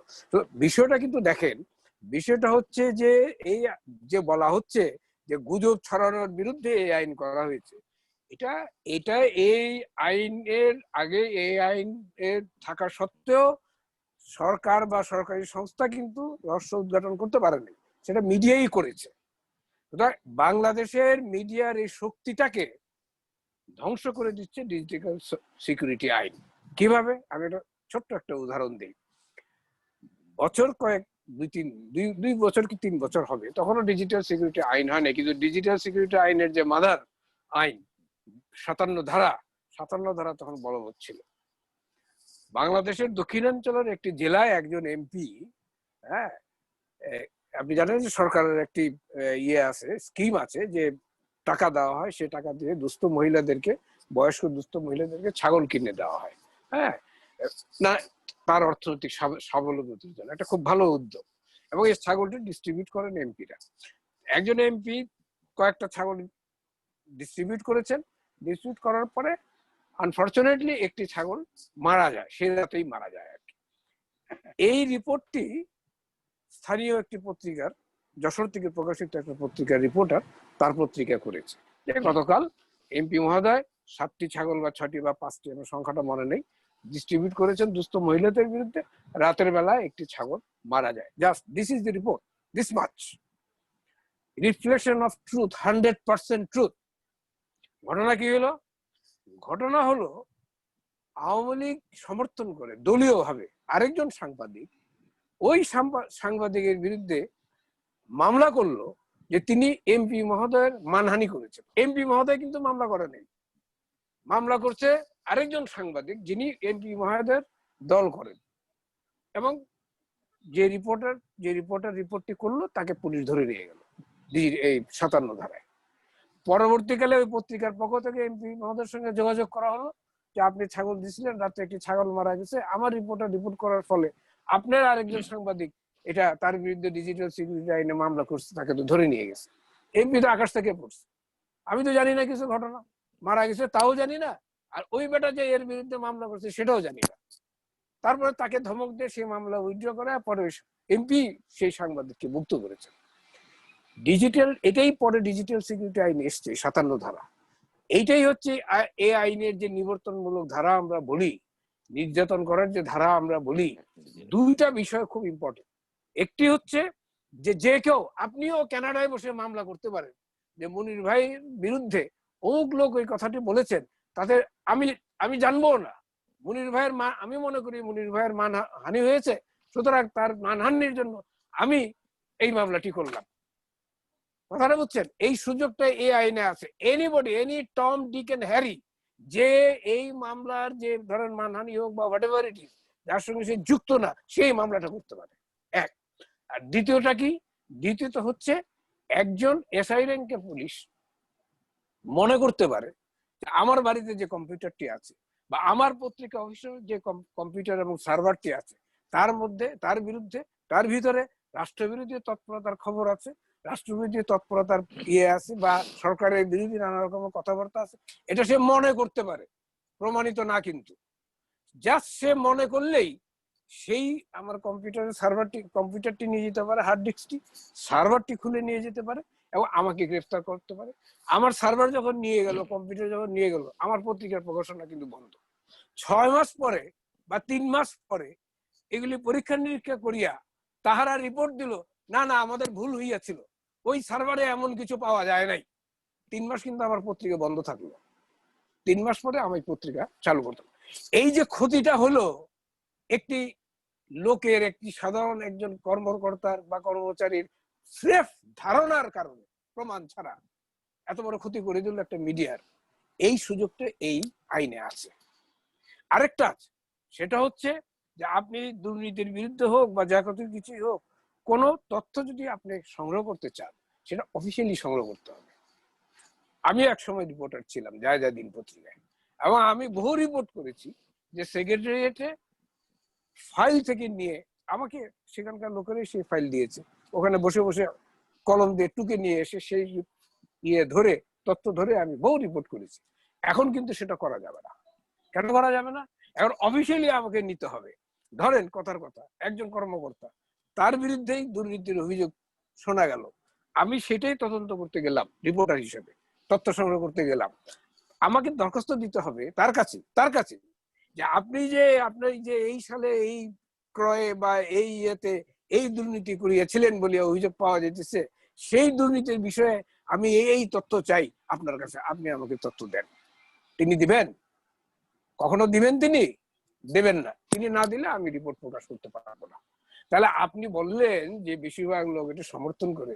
কিভাবে সমর্থন করার পর আমি তো রিপোর্টই করতে পারবো না। এবং আমি একটা রিপোর্ট করলে সেটা, যেমন এই যে আমাদের ফটোগ্রাফার, কি নাম জানো, আইজ ভাইয়ের নাম জানি কি, এই যে জেলে আছে অনেকদিন ধরে, হ্যাঁ হ্যাঁ ভুলে গেছি, জাহিউদ্দিনের ফটোগ্রাফার, হ্যাঁ ওর নামটা আমি ভুলে গেলাম। যাই হোক, তিনি যে আজকে প্রায় 1 বছর হয়ে গেল, হ্যাঁ, জেলে আছেন। কেন আছেন? যে তিনি পাপিয়ার সঙ্গে একজন এমপির ছবি প্রকাশ তুলছিলেন, হ্যাঁ, সে কারণে ওই এমপি মামলা করে নাই, আরেকজন মামলা করেছে যে ওই এমপির মানহানি হয়েছে। মানহানি হলো এমপি, ধরেন কথার কথা, আমি বিশেষ করে আপনার কথা চুক্তির খাতিরে যদি ধরেই নেই যে এমপির মানহানি হয়েছে, তো এমপি সাহেব মামলা করেন নাই, আরেকজন মামলা করছে, যিনি জানি না এমপি সাহেবের সঙ্গে তার আসলে কোনো সম্পর্ক আছে কিনা, কিন্তু তিনি মনে করলেন যে এমপি সাহেবের মামলা হয়েছে, মানহানি হয়েছে, সুতরাং তার বিরুদ্ধে মামলা করে দিল ডিজিটাল সিকিউরিটি আইনে। হ্যাঁ, আপনি বলেন যে এই আইন কে সাপোর্ট করবে? না মনির যে ভাই, আইনে মনির ভাই একটু থামাচ্ছি, আমি একটা যুক্ত করে দিচ্ছি।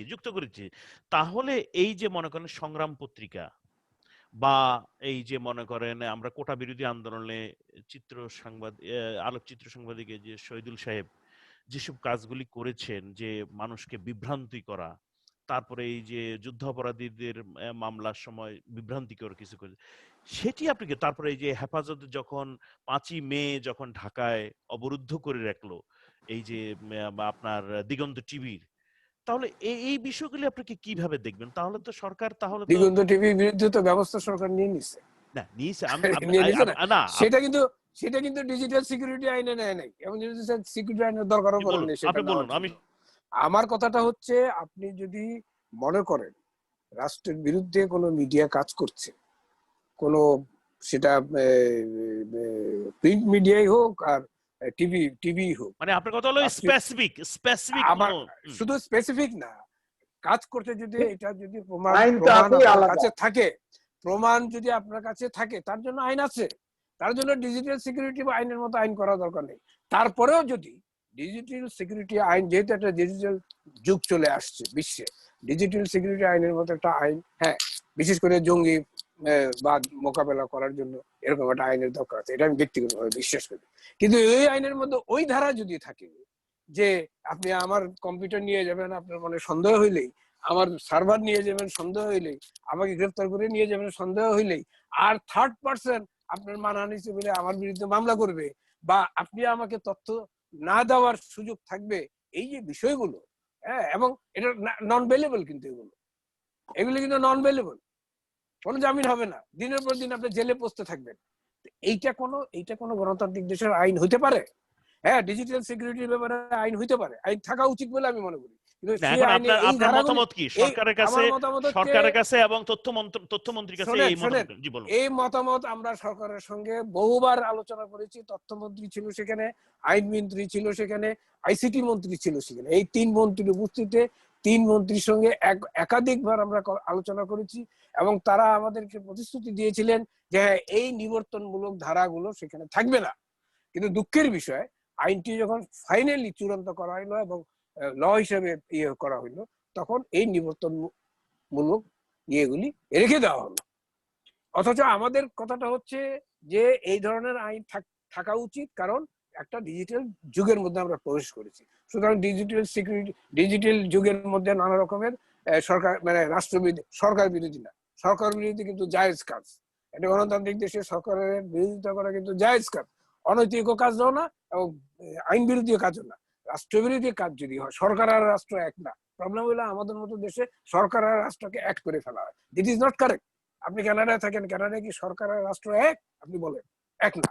সুতরাং রাষ্ট্রবিরোধী, রাষ্ট্রের মুক্তিযুদ্ধের চেতনা বিরোধী, মুক্তিযুদ্ধের বিরোধী যে তৎপরতা যদি থাকে সেগুলি মোকাবিলা করার জন্য আইন থাকা উচিত। বা এই যে সাম্প্রদায়িক সহিষ্ণুতা উস্কে দেওয়ার জন্য এর বিরুদ্ধে যে তৎপরতা যদি থাকে তার বিরুদ্ধে থাকা উচিত, এবং ডিজিটাল ব্যবহার করে এই যে এগুলি করা হয় তার ভিতরে থাকা উচিত, সেটা আমি মনে করি। কিন্তু তার মানে এই না যে আপনি এমন আইন করবেন যে আইনে আপনি কণ্ঠরোধ করে দিবেন, যে আইনে মত প্রকাশের স্বাধীনতা রোধ করে দিবেন, যে আইনে আপনি থার্ড পার্সনকে ক্ষমতা দিবেন সেকেন্ড পার্সনের বিরুদ্ধে মানহানি হিসেবে মামলা করার জন্য, যে আইনে আপনি কোন রকমের বাদ বিবেচনা ছাড়া, কোন রকম আইনি প্রোটেকশন ছাড়া একজনের বিরুদ্ধে ব্যবস্থা নেওয়ার অধিকার দিবেন, সেই আইনটা তো কোনো গণতান্ত্রিক আইন হইতে পারে না।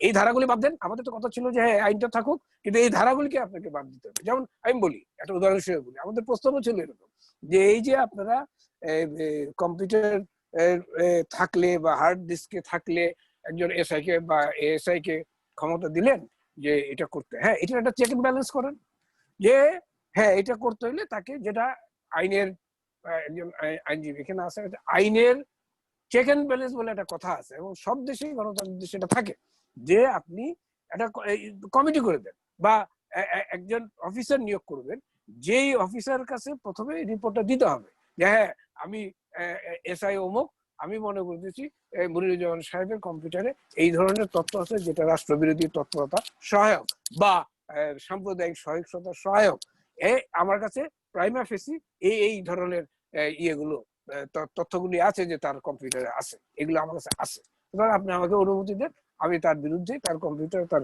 হার্ড ডিস্ক সংগ্রহ করি এবং সেখানে আমি অনুসন্ধান করি, তদন্ত করে, এবং যদি পাওয়া যায় তাহলে তার বিরুদ্ধে আমি আইনি ব্যবস্থা নেই। এই যে চেকের এই ব্যবস্থাটা যদি থাকে তাহলে তো আপনার ওই আরবিট্রারি ক্ষমতা থাকে না একজনের হাতে, যে সে ইচ্ছা করলো আর আপনি বিরুদ্ধে ব্যবস্থা নিয়ে নিল। ডিজিটাল সিকিউরিটি আইনের সবচেয়ে বড় দুর্বলতাটা হচ্ছে এটা, সবচেয়ে বড় মানবতা বিরোধী ধারা হচ্ছে এটা, এবং মত প্রকাশের স্বাধীনতার বিরুদ্ধে ধারা হচ্ছে এটা। এই যে ইয়েকে ফটোগ্রাফার নামটা সজল না কি জন্য নামটা ভুলে গেলাম, আজকে প্রায় 1 বছর ধরে জেলে আছে, একজন এমপি ছবি প্রকাশের ব্যাপারে এবং আরেকজন থার্ড পার্সন, সেটা কে আমরা জানি না, তার বিরুদ্ধে মামলা করে দিল। What is this? এটা কোনো আইন হলো নাকি? পৃথিবীর কোনো দেশে এরকম আছে যে থার্ড পার্সন গিয়ে আরেকজনের মানহানি হয়েছে বলে মামলা করবে? মানহানি যে যার হয়েছে সে মামলা করতে পারে, নট আ থার্ড পার্সন। জি মনি ভাই ধন্যবাদ, থাকবেন। আজিজ ভাই থাকবেন, আপনার কাছে আরেকটি প্রশ্ন আছে। এই সিনা সাহেব আপনার কাছে আসছে, যে কি বলবেন এই যে ডিজিটাল নিরাপত্তা আইনের ব্যাপারে? আপনি আমি তারা যা বললো এখানে বিরোধিতা করার কারণ নেই, কিন্তু মনির ভাই যেটা বলছেন খুব ডিপ ডেপথে চলে গেছেন, তিনি গভীরে চলে গেছেন। সমস্যাটা হচ্ছে যে এই আইনটা ধরেন সরকার পরিবর্তন হয়ে গেল, নতুন সরকার আসলো, ওরা কিন্তু আরেকটা নতুন সংযোজন করবে কিন্তু, কারণ ক্ষমতা যারা থাকেন তাদের প্রধান লক্ষ্য হচ্ছে ছলে বলে কৌশলে আমাকে টিকে থাকতে হবে, কারণ আমাকে জনগণের সামনে যেতে হবে না, আমি যাবো না, আমার সে সাহস নেই। একটা সরকার যখন চিন্তা করে, যে এমপি চিন্তা করে আমি জনগণের মাঝে বসতে পারবো না, চলতে পারবো না, এই ভীতিটাকে বাঁচার জন্য তখন অসংখ্য আইন তৈরি করা হয়। দেখেন কৌটিল্য তার অর্থশাস্ত্র, বিখ্যাত অর্থশাস্ত্র, সেখানে সে বলেছে আইন হচ্ছে গরিবের রক্ষা কবচ, বড়দের বিরুদ্ধে গরিব রক্ষা কবচ। কৌটিল্য অর্থশাস্ত্র 2300 বছর আগের বইটা লেখা কিন্তু। আর এখন হচ্ছে আইন হচ্ছে গরিবকে, নিষ্ঠাবানদেরকে মারার চিন্তা করছে। এই যে বিকল্প চিন্তাটা করা হয়েছে, কাজে আমি মনে করি আজিজ ভাই যে কথাগুলি বললেন, অনেকে বিএনপি আমলের কথা আপনি বলেছেন, কিছু কথা বলেছেন, এখানে আমলে বলেন কথা না। আজিজ ভাই যদি বিএনপির অন্ধভক্ত হয়ে থাকেন এটা অন্যায়, এই ভাই যদি অন্ধ হন ওটা অন্যায়। আমাদের অন্ধত্বের কোনো সুযোগ নাই, কিন্তু আপনি দেশকে যদি ভালোবাসেন, ফ্রিডম এক্সপ্রেশনের কথা বলেন, আপনার প্রধান লক্ষ্য হচ্ছে প্যাট্রিয়টিজম, রাষ্ট্র, কিন্তু সেটা বলতে হলে আপনার যে সাহসিকতা প্রয়োজন, যে সততা প্রয়োজন, দৃঢ়তা প্রয়োজন, ট্রান্সপারেন্সি, কথা কে বলবে টিভির সামনে এসে? সেই তো বলবে যে ট্রান্সপারেন্ট, কিন্তু এখন কি হচ্ছে, সেই বেশি কথা বলতেছে যে নন ট্রান্সপারেন্ট, এবং তাকেই বেশি গুরুত্ব দেওয়া হচ্ছে। কিন্তু এই যে প্রসঙ্গগুলো আসতেছে, সেই জন্য বললাম যে ওই কথাটা। আর দ্বিতীয় কথাটা আপনি বলেছিলেন যে সিনা ভাই তো সাংবাদিকতার সাথে এই জগতে না। আমি কথা প্রসঙ্গে বলে দিই আপনাকে, আমি সাংবাদিক ছিলাম, আমি ছাত্র জীবনে করতাম, ছাত্র জীবনে অনার্স পাস করার আগেই কিন্তু আমি ইন্দিরা গান্ধী, জগজীবন রাম, চরণ সিং মুরারজি, দেশের মতো লোকদের সাক্ষাৎকার, না আমি বলেছি, কারণ দুইজন মানে আমি বলছি আপনাকে, আমি আপনার কথা বুঝতে পেরেছি। এবং আমি ঢাকা কোরিয়ার আজকে 15 বছর ধরে আমার কলাম চলতেছে, এবং ডেইলি স্টার বড় পত্রিকা। প্রশ্ন হচ্ছে যে সাংবাদিকতা অর্থেই না যে আমি পত্রিকার চাকরি করে রিপোর্টিং করতেও না, সেটা না। কিন্তু এটা কিন্তু কলামিস্ট কিন্তু যাতা ব্যাপার না। এটা আপনাদেরকে একটু খেয়াল করে দিলাম। এই জন্য আমরা কিন্তু এই লাইনে আসি। টাইম ইস ডাইমেনশন, 16 বছর লিখতেছি আমি এটা। সুতরাং আমরা সাংবাদিক, এই জন্য বললাম সংখ্যাটা ব্যাপক নেন না কেন। We are all in the field of মিডিয়াতে আমরা আসি, ছিলাম, এখন আসি। এবং আমাদের সময় আমরা যে কর্মকর্তা করেছি, এখনকার সাংবাদিক চিন্তাই করতে পারে না যে বয়স আমরা সেটা করেছি।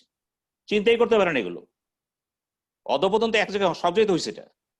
তো এখন সেটি আপনাকে বললাম যে আমরা কোন বিভাজন করতে যাব না। আমাদের একটাই প্রসঙ্গ, এই যে আমাদের ভাই যে সাংবাদিক মনিরুজ্জামান ভাই, আমি কথা প্রসঙ্গে বলি, তার ভিতরে একটা অভিযোগ আছে আমার বিরুদ্ধে, অভিযোগ দিয়ে রাখি এখন, এটা ভুলে যাবো সে। আপনি টেলিগ্রাফ পত্রিকা ছিলেন, ইনক্লাবের ছিলেন বোধ মনির ভাই? ইনক্লাবের ইংরেজি পত্রিকা না না না না না ছিলেন? না না তাহলে না, বাদ, ভুল করতেছি। প্রশ্ন হচ্ছে উনি থাকতেন বাংলা, বলতে পারি, আমি ইংরেজি, আপনি উনি বাংলা। সবসময় বাংলা। জি বলেন। জি এখন এখন এখন প্রশ্ন হচ্ছে যে আমাদেরকে একটা জিনিস সামনে আনতে হবে। কিন্তু আমি আজিজ ভাইয়ের টকশো শুনি, আমি তার টকশো, আমি তো ভক্ত, মনির ভাইয়েরও ভক্ত। আমি শুনে আরে আপনারা আপনি কি তো বলেন। ইন্টেলেকচুয়াল, আপনি তো না না, ইন্টেলেকচুয়াল। আমি শিখতে চাই। কেন? আজিজ ভাই যখন কথা বলে, যুক্তি দিয়া বলে এবং খুব সাহসের সাথে বলে, চিন্তা করে না এবং চোখু বুঝে বলে, চিন্তা করে না সামনে কি হতে পারে, এটা কিন্তু প্রশংসনীয়। চক্ষু বুঝে যে কথা বলবে সেই তো সক্রেটিস। আপনি শুধু সে সোলোন না। আজিজ ভাই আর মনির ভাইয়ের কথা বললেন, তুরিন আপা কি দোষ করলো? আসতেছি। এখন ব্যারিস্টার তুহিন যেটা বলে উনি একটু তুরিন, শর্টকাট করেন। তুরিন না, আপা, হ্যাঁ। একটু শর্টকাট করেন, কারণ এখন যে কথাগুলি বলেছেন উনি একটু শর্টকাট করেছেন, কারণ ওই ব্যাপারে কারো দ্বিমত নাই। কিন্তু সরকারের কর্মকাণ্ড নিয়ে কোনো দ্বিমত নাই। কিন্তু একটা কথা সবসময় মনে রাখতে হবে, once the party is in power, সরকার যখন ক্ষমতায় চলে যাবে, দায়বদ্ধতা তার। 5 বছর ক্ষমতায় থাকবেন, টাকা রাষ্ট্রে পাবেন, চেয়ার পাবেন, আপনি কাজ করবেন, আমি তো আপনারই সমালোচনা করব। আমি কেন করব? আপনি বলেছিলেন আমাকে এই রাস্তাটা করে দেবেন, আপনি করেননি, অর্ধেক করছেন, আমি তো আপনারই সমালোচনা করব। আপনি বলেছিলেন আমাকে ভাত দেন নাই, আপনি বলেছিলেন গম দেন নাই। না, প্রশ্ন হচ্ছে যে সরকারের সমালোচনা কেন হয়? আজিজ ভাই হাই তুলছে, আজিজ ভাইয়ের কাছে প্রশ্নটা দিব। আজিজ ভাই, আমি সরাসরি যাচ্ছি আপনার কাছে। সেটি হলো যে প্রাথমিক ও গণশিক্ষা প্রতিমন্ত্রী মোহাম্মদ জাকির হোসেন, উনি এই যে খিচুড়ি রান্নার প্রশিক্ষণের বিদেশ ভ্রমণের যে কথাটি বলেছিলেন, উনি সরাসরি সাংবাদিকদের উপর উনি দোষটা দিয়েছেন যে বিএনপি জামাতের লোকজন সাংবাদিকতা পেশায় ঢুকে পড়েছে, সেই জন্য তারা এই অপপ্রচারগুলি করছেন। কি বলবেন আপনি? শুধু তাই বলেন না, উনি মূর্খও বলেছেন, হ্যাঁ, উনি ওনার সচিবালয়ে সাংবাদিক সম্মেলনে এই কথা বলেছেন। হ্যাঁ, আমার সাংবাদিকদের মূর্খও বলেছেন। জি বলুন। প্রশ্ন হচ্ছে, ওনাকে তো জীবনে দেখি নাই, চিনিও নাই। সাংবাদিকতা এতদিন করেছি, এখন হঠাৎ করে মন্ত্রী বনে যায়। দেশে তো এরকমই গণতন্ত্র। আর তো উনি জানেন না যে একটা পত্রিকায় কিভাবে কাজ হয়। হতে পারে বিএনপি, হতে পারে জামাত, হতে পারে আওয়ামী লীগ, হতে পারে জাতীয় পার্টি। একজন রিপোর্টার যখন রিপোর্ট দেয়, 4-5টা জায়গায় ধাপ পার দিয়ে তারপরে রিপোর্টটা টেলিভিশনেই হোক, পত্রিকায় হোক, তারপরে ওটা প্রিন্ট হয় বা পাবলিশড হয়। সুতরাং এখানে কোনো একক কোনো সাংবাদিকের কিছু করার নাই। আর এই প্রফেশনে আপনি এখন যে আমাদের প্রফেশনের যে দুর্গতি, যিনি মালিক, এই যে মনিরুজ্জামান ভাই ভারপ্রাপ্ত, সারা জীবন শুনে আসতেছি ভারপ্রাপ্ত, ওই ভার আর ওনার ঘাটের থেকে নামে। কারণ যিনি মালিক, তিনি নিয়োগকর্তা, তিনি প্রমোটার, তিনি চাকরি খান।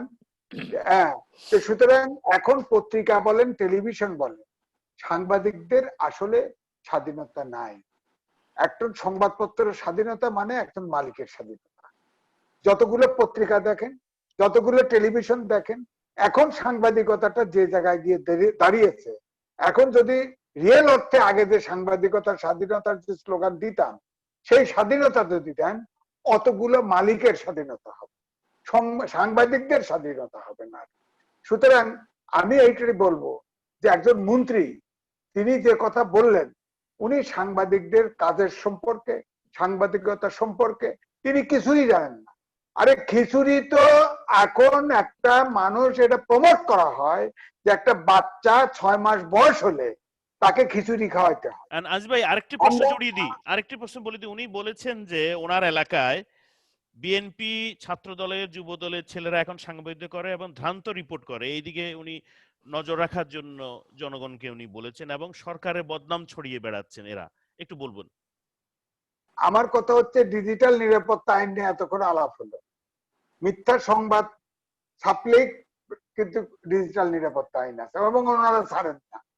সুতরাং এই জন্য আমি বলছি যে এই আইনের কারণে সেলফ সেন্সরশিপ হয়ে গেছে।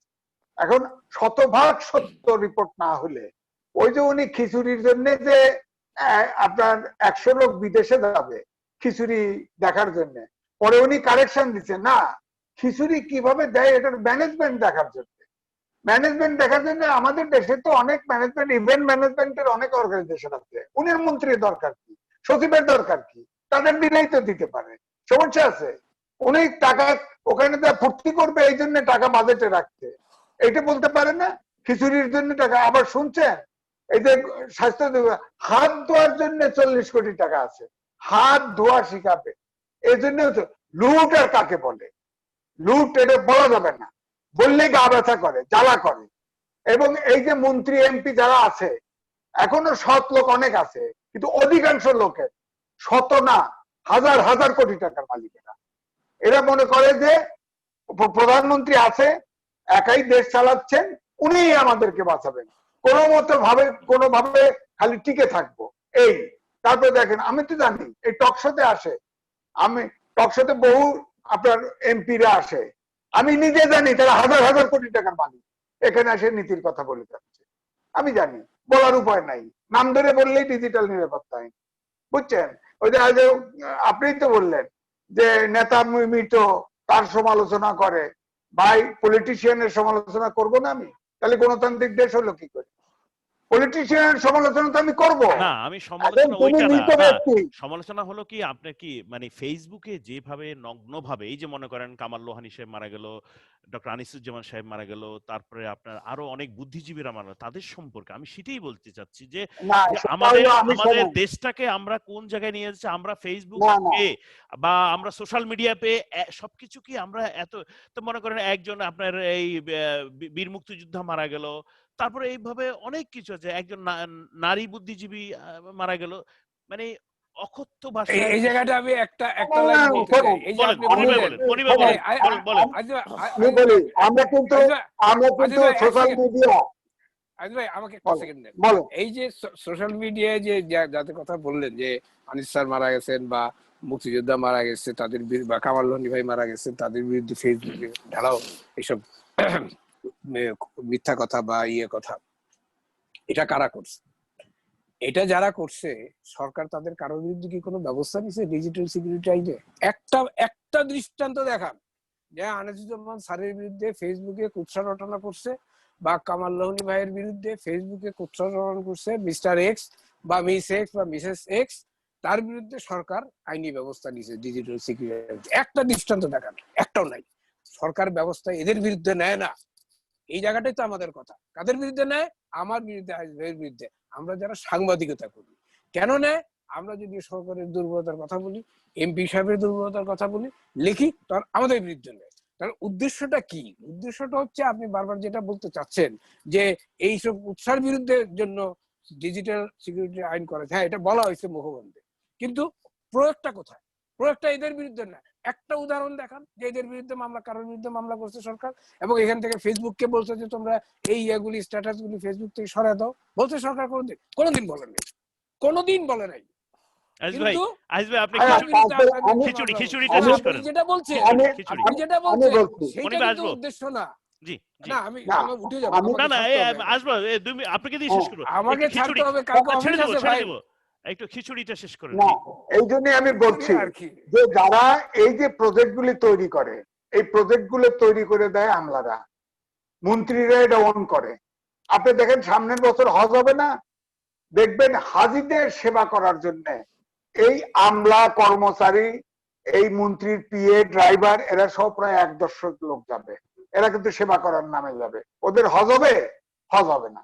প্রত্যেকটা প্রজেক্টে এরকম বিদেশের ট্যুর রাখা হয় এবং অবাস্তব সব, এবং মন্ত্রী পলিটিশিয়ানরা এটা অন করে। এবং বাংলাদেশে পুকুরের অভাব আছে? পুকুর কাটা দেখার জন্য উগান্ডা যেতে হবে? উগান্ডা যেতে হয়? পুকুরের অভাব আছে? পুকুর কাটা কম আছে? লক্ষ লক্ষ পুকুর আছে বাংলাদেশে। আর এইসব আপনাকে কিন্তু আবার খালি নিচে ধরবেন তা না। এইসব প্রজেক্ট কিন্তু ফাইনালি যেটা পাস হয় সেটা কিন্তু একটাকে দেওয়া পাস হয়, একটাকে কারা বসে, তারাও কি দেখে না? এগুলো দেখতে হবে তো। জি এই জন্য আমি শেষ পর্যন্ত ডিজিটাল যেটা বললেন, আমরা কিন্তু আমি আর মনির ভাই কিন্তু আমরা বলি মেইন স্ট্রিম জার্নালিজমের কথা। ফেসবুক এইগুলো কিন্তু জার্নালিজম নয়। তারা এটা ব্যক্তিগতভাবে কি লেখে না লেখে, এর জন্য বিটিআরসি আছে, অমক আছে, তমক আছে, তারা এগুলো তো ট্র্যাক করুক, ট্র্যাক করে যারা করে তাদের বিরুদ্ধে ব্যবস্থা নিক। আমাদের তো সেটা না আমরা সেটা একটাও নাই। নেব না। আপনারা ব্যবস্থা নেবেন খালি সাংবাদিকদের বিরুদ্ধে, পলিটিশিয়ানদের বিরুদ্ধে যে কেউ লিখবে তার বিরুদ্ধে লিখবেন, কিন্তু এদের বিরুদ্ধে কিছু করবেন না। আমাদের কথা হচ্ছে যে আমরা মিডিয়া, মেইন স্ট্রিম মিডিয়ার কথা বলছি। মিডিয়ার স্বাধীনতার দেশের জাতির জন্য প্রয়োজন, এটা আপনারা রক্ষা করেন। আর ফেসবুক, টুইটার, অমক টমক এগুলো কিন্তু আমাদের দায়িত্ব না, এগুলো জার্নালিজম না। এগুলো এগুলো এগুলো যার যার ব্যক্তিগত ইচ্ছা যা মনে চায় তা লিখতেছে, সেগুলো আইডেন্টিফাই করেন, তাদের বিরুদ্ধে ব্যবস্থা নেন, আমরা জি তো আজিজ তাতে ভাই, আপত্তি করছি না। জি আজিজ ভাই আপনাকে ধন্যবাদ। তুলিনা ভাই 30 সেকেন্ড একটু বলুন, কারণ আমি মনির ভাইকে দিয়ে শেষ করবো, আর সিনা ভাইয়ের কাছে যাবো। 30 সেকেন্ডে শেষ করুন, বলুন। না না না, আজিজ ভাই আর মনির ভাই যেগুলো কথা বললেন, আমার 30 সেকেন্ডে শুধু বলার মতো একটা বিষয় হচ্ছে যে আপনারা যেভাবে দৃঢ়ভাবে বলিষ্ঠভাবে যে কথাগুলো বললেন, এটা বলার একটা জায়গা হচ্ছে আসলে মিডিয়া স্বাধীনতা তো রয়েছে, না হলে তো এই ধরনের কথা আপনারা বলতে পারতেন না। আর দ্বিতীয় বিষয়টা হচ্ছে যে ডিজিটাল সিকিউরিটি একটা, আসলে আমি যেটা প্রথমে বলেছি যে প্রয়োগের ক্ষেত্রে হয়তো একটা নীতিমালা থাকা, হয়তো না, প্রয়োগের ক্ষেত্রে সুনির্দিষ্ট নীতিমালা থাকা প্রয়োজন। Digital security act is exclusively social মিডিয়ার জন্য। আমরা আইনটা যদি আমি আবারও বললাম এতক্ষণ ধরে বসে, আপনারা যখন বক্তৃতা রাখছিলেন যে এইখানটাতে যে ডিজিটাল জায়গা থেকে কোনো ডিজিটাল ক্রাইম বা ডিজিটাল টেরোরিজম সেগুলোকে কন্ট্রোল করার জন্য, কিন্তু সেটার ভুল প্রয়োগ হচ্ছে কোথাও কোথাও, সেটাকে আমি স্বীকার করছি, কিন্তু তাই বলে আইনটার প্রয়োজন নেই সেটা আমি বলবো না। এবং সবশেষে আমি বলবো আমাদের দেশে বিভিন্ন জায়গায় অব্যবস্থাপনা রয়েছে। ভাই আপনারা সাংবাদিক, আপনারা সবসময় কথা বলবেন এই অব্যবস্থাপনা নিয়ে, আপনারা তারপরও লিখবেন। সাধারণ মানুষ কিন্তু এটাই প্রত্যাশা করে। দিনের শেষে কিন্তু সবাই চায় একটা সুনির্দিষ্ট স্বচ্ছতা সরকারের পক্ষ থেকে থাকবে, মন্ত্রীদের পক্ষ থেকে থাকবে, মোট কথা যারাই কোনো পদে আসীন রয়েছে তাদের থেকে থাকবে। সুতরাং আপনারা এই কাজটা বন্ধ করবেন। এবং আজকে আপনারা এত কথা বলার পরও কালকে যদি আপনাদের কাউকে আমি জেলে না দেখি, তাহলে তো আমি বলবো digital security act is doing absolutely fine with all freedom of expression আপনাদেরকে দেওয়া হচ্ছে। সিনা ভাই, তরিনা শোনেন, পত্রিকা বা টেলিভিশনে কথা বলা টক শো একটা না, এটা হলো একটা ঘরোয়া রাজনীতি। টক শোটা এক ধরনের ঘরোয়া রাজনীতি। যদি বললেন এটা রাজনীতির আঙ্গিকেও দেখেন, এটা জি জি সংবাদপত্র নয়, সিনা সাহেব এটা কি টক বলবেন, শো। কি বলবেন বলেন, এই তা 30 আমি সেকেন্ডে, শুধু 30 এই সেকেন্ডে শেষ করতে হবে। ব্যারিস্টার তুহিনের সাথে একমত হয়ে বলতেছি যে আমি খুব আনন্দিত যে ডিজিটাল সিকিউরিটি একবার যেটি বলেন না কেন, এমন দুইজন বাঘা সাংবাদিক আমি দেখলাম এখানে, আগামীকাল তারা অ্যারেস্ট হবে না, আমি নিশ্চিত থাকেন। অর্থাৎ এইটাই প্রমাণিত হলো যে digital security act with all its words and delimitation Aziz ভাই মনির ভাইয়ের মতন সাংবাদিকদের জন্ম দিতে পেরেছে। ধন্যবাদ। সিনা ভাই, আমরা চাই যেন আজিজ ভাই গ্রেপ্তার না হয়। মনির ভাই তো হবে না, মনির ভাইয়ের সাথে যোগাযোগ আছে, কিন্তু আজিজ ভাই হবে না। এই আজিজ ভাই যদি, না আজিজ না ভাই না, যদি হয়, মনির ভাই আপনার সুযোগ আছে একটা ডিফেমেশন কেস করার জন্য, আপনার সাথে যোগাযোগ আছে, যোগাযোগ আছে। না, বলতেছি যে আজিজ ভাই যদিও অ্যারেস্ট হয়, যদি বলছি যদি আজিজ ভাই অ্যারেস্ট হবে হয় না, জামিনের জন্য আকাশ বাংলা আমি থেকে আমরা যাব, আমি চ্যালেঞ্জ দিয়ে বলতে পারি, তুরিন আপাকে নিয়ে শুনেন, না, আমি চ্যালেঞ্জ দিচ্ছি নিয়ে আজিজ ভাই জামিনের জন্য এখনো বলছি আমি যাব, আমি বলে দিলাম জামিন লাগবে না। আমি চ্যালেঞ্জ দিয়ে বলতে পারি প্রধানমন্ত্রী হাসিনা সরকার আজিজ ভাইকে মনির ভাইকে অ্যারেস্ট করবে না, কারণ হাসিনা সরকার চাচ্ছে এরকম বাঘের জন্ম হোক। ধন্যবাদ।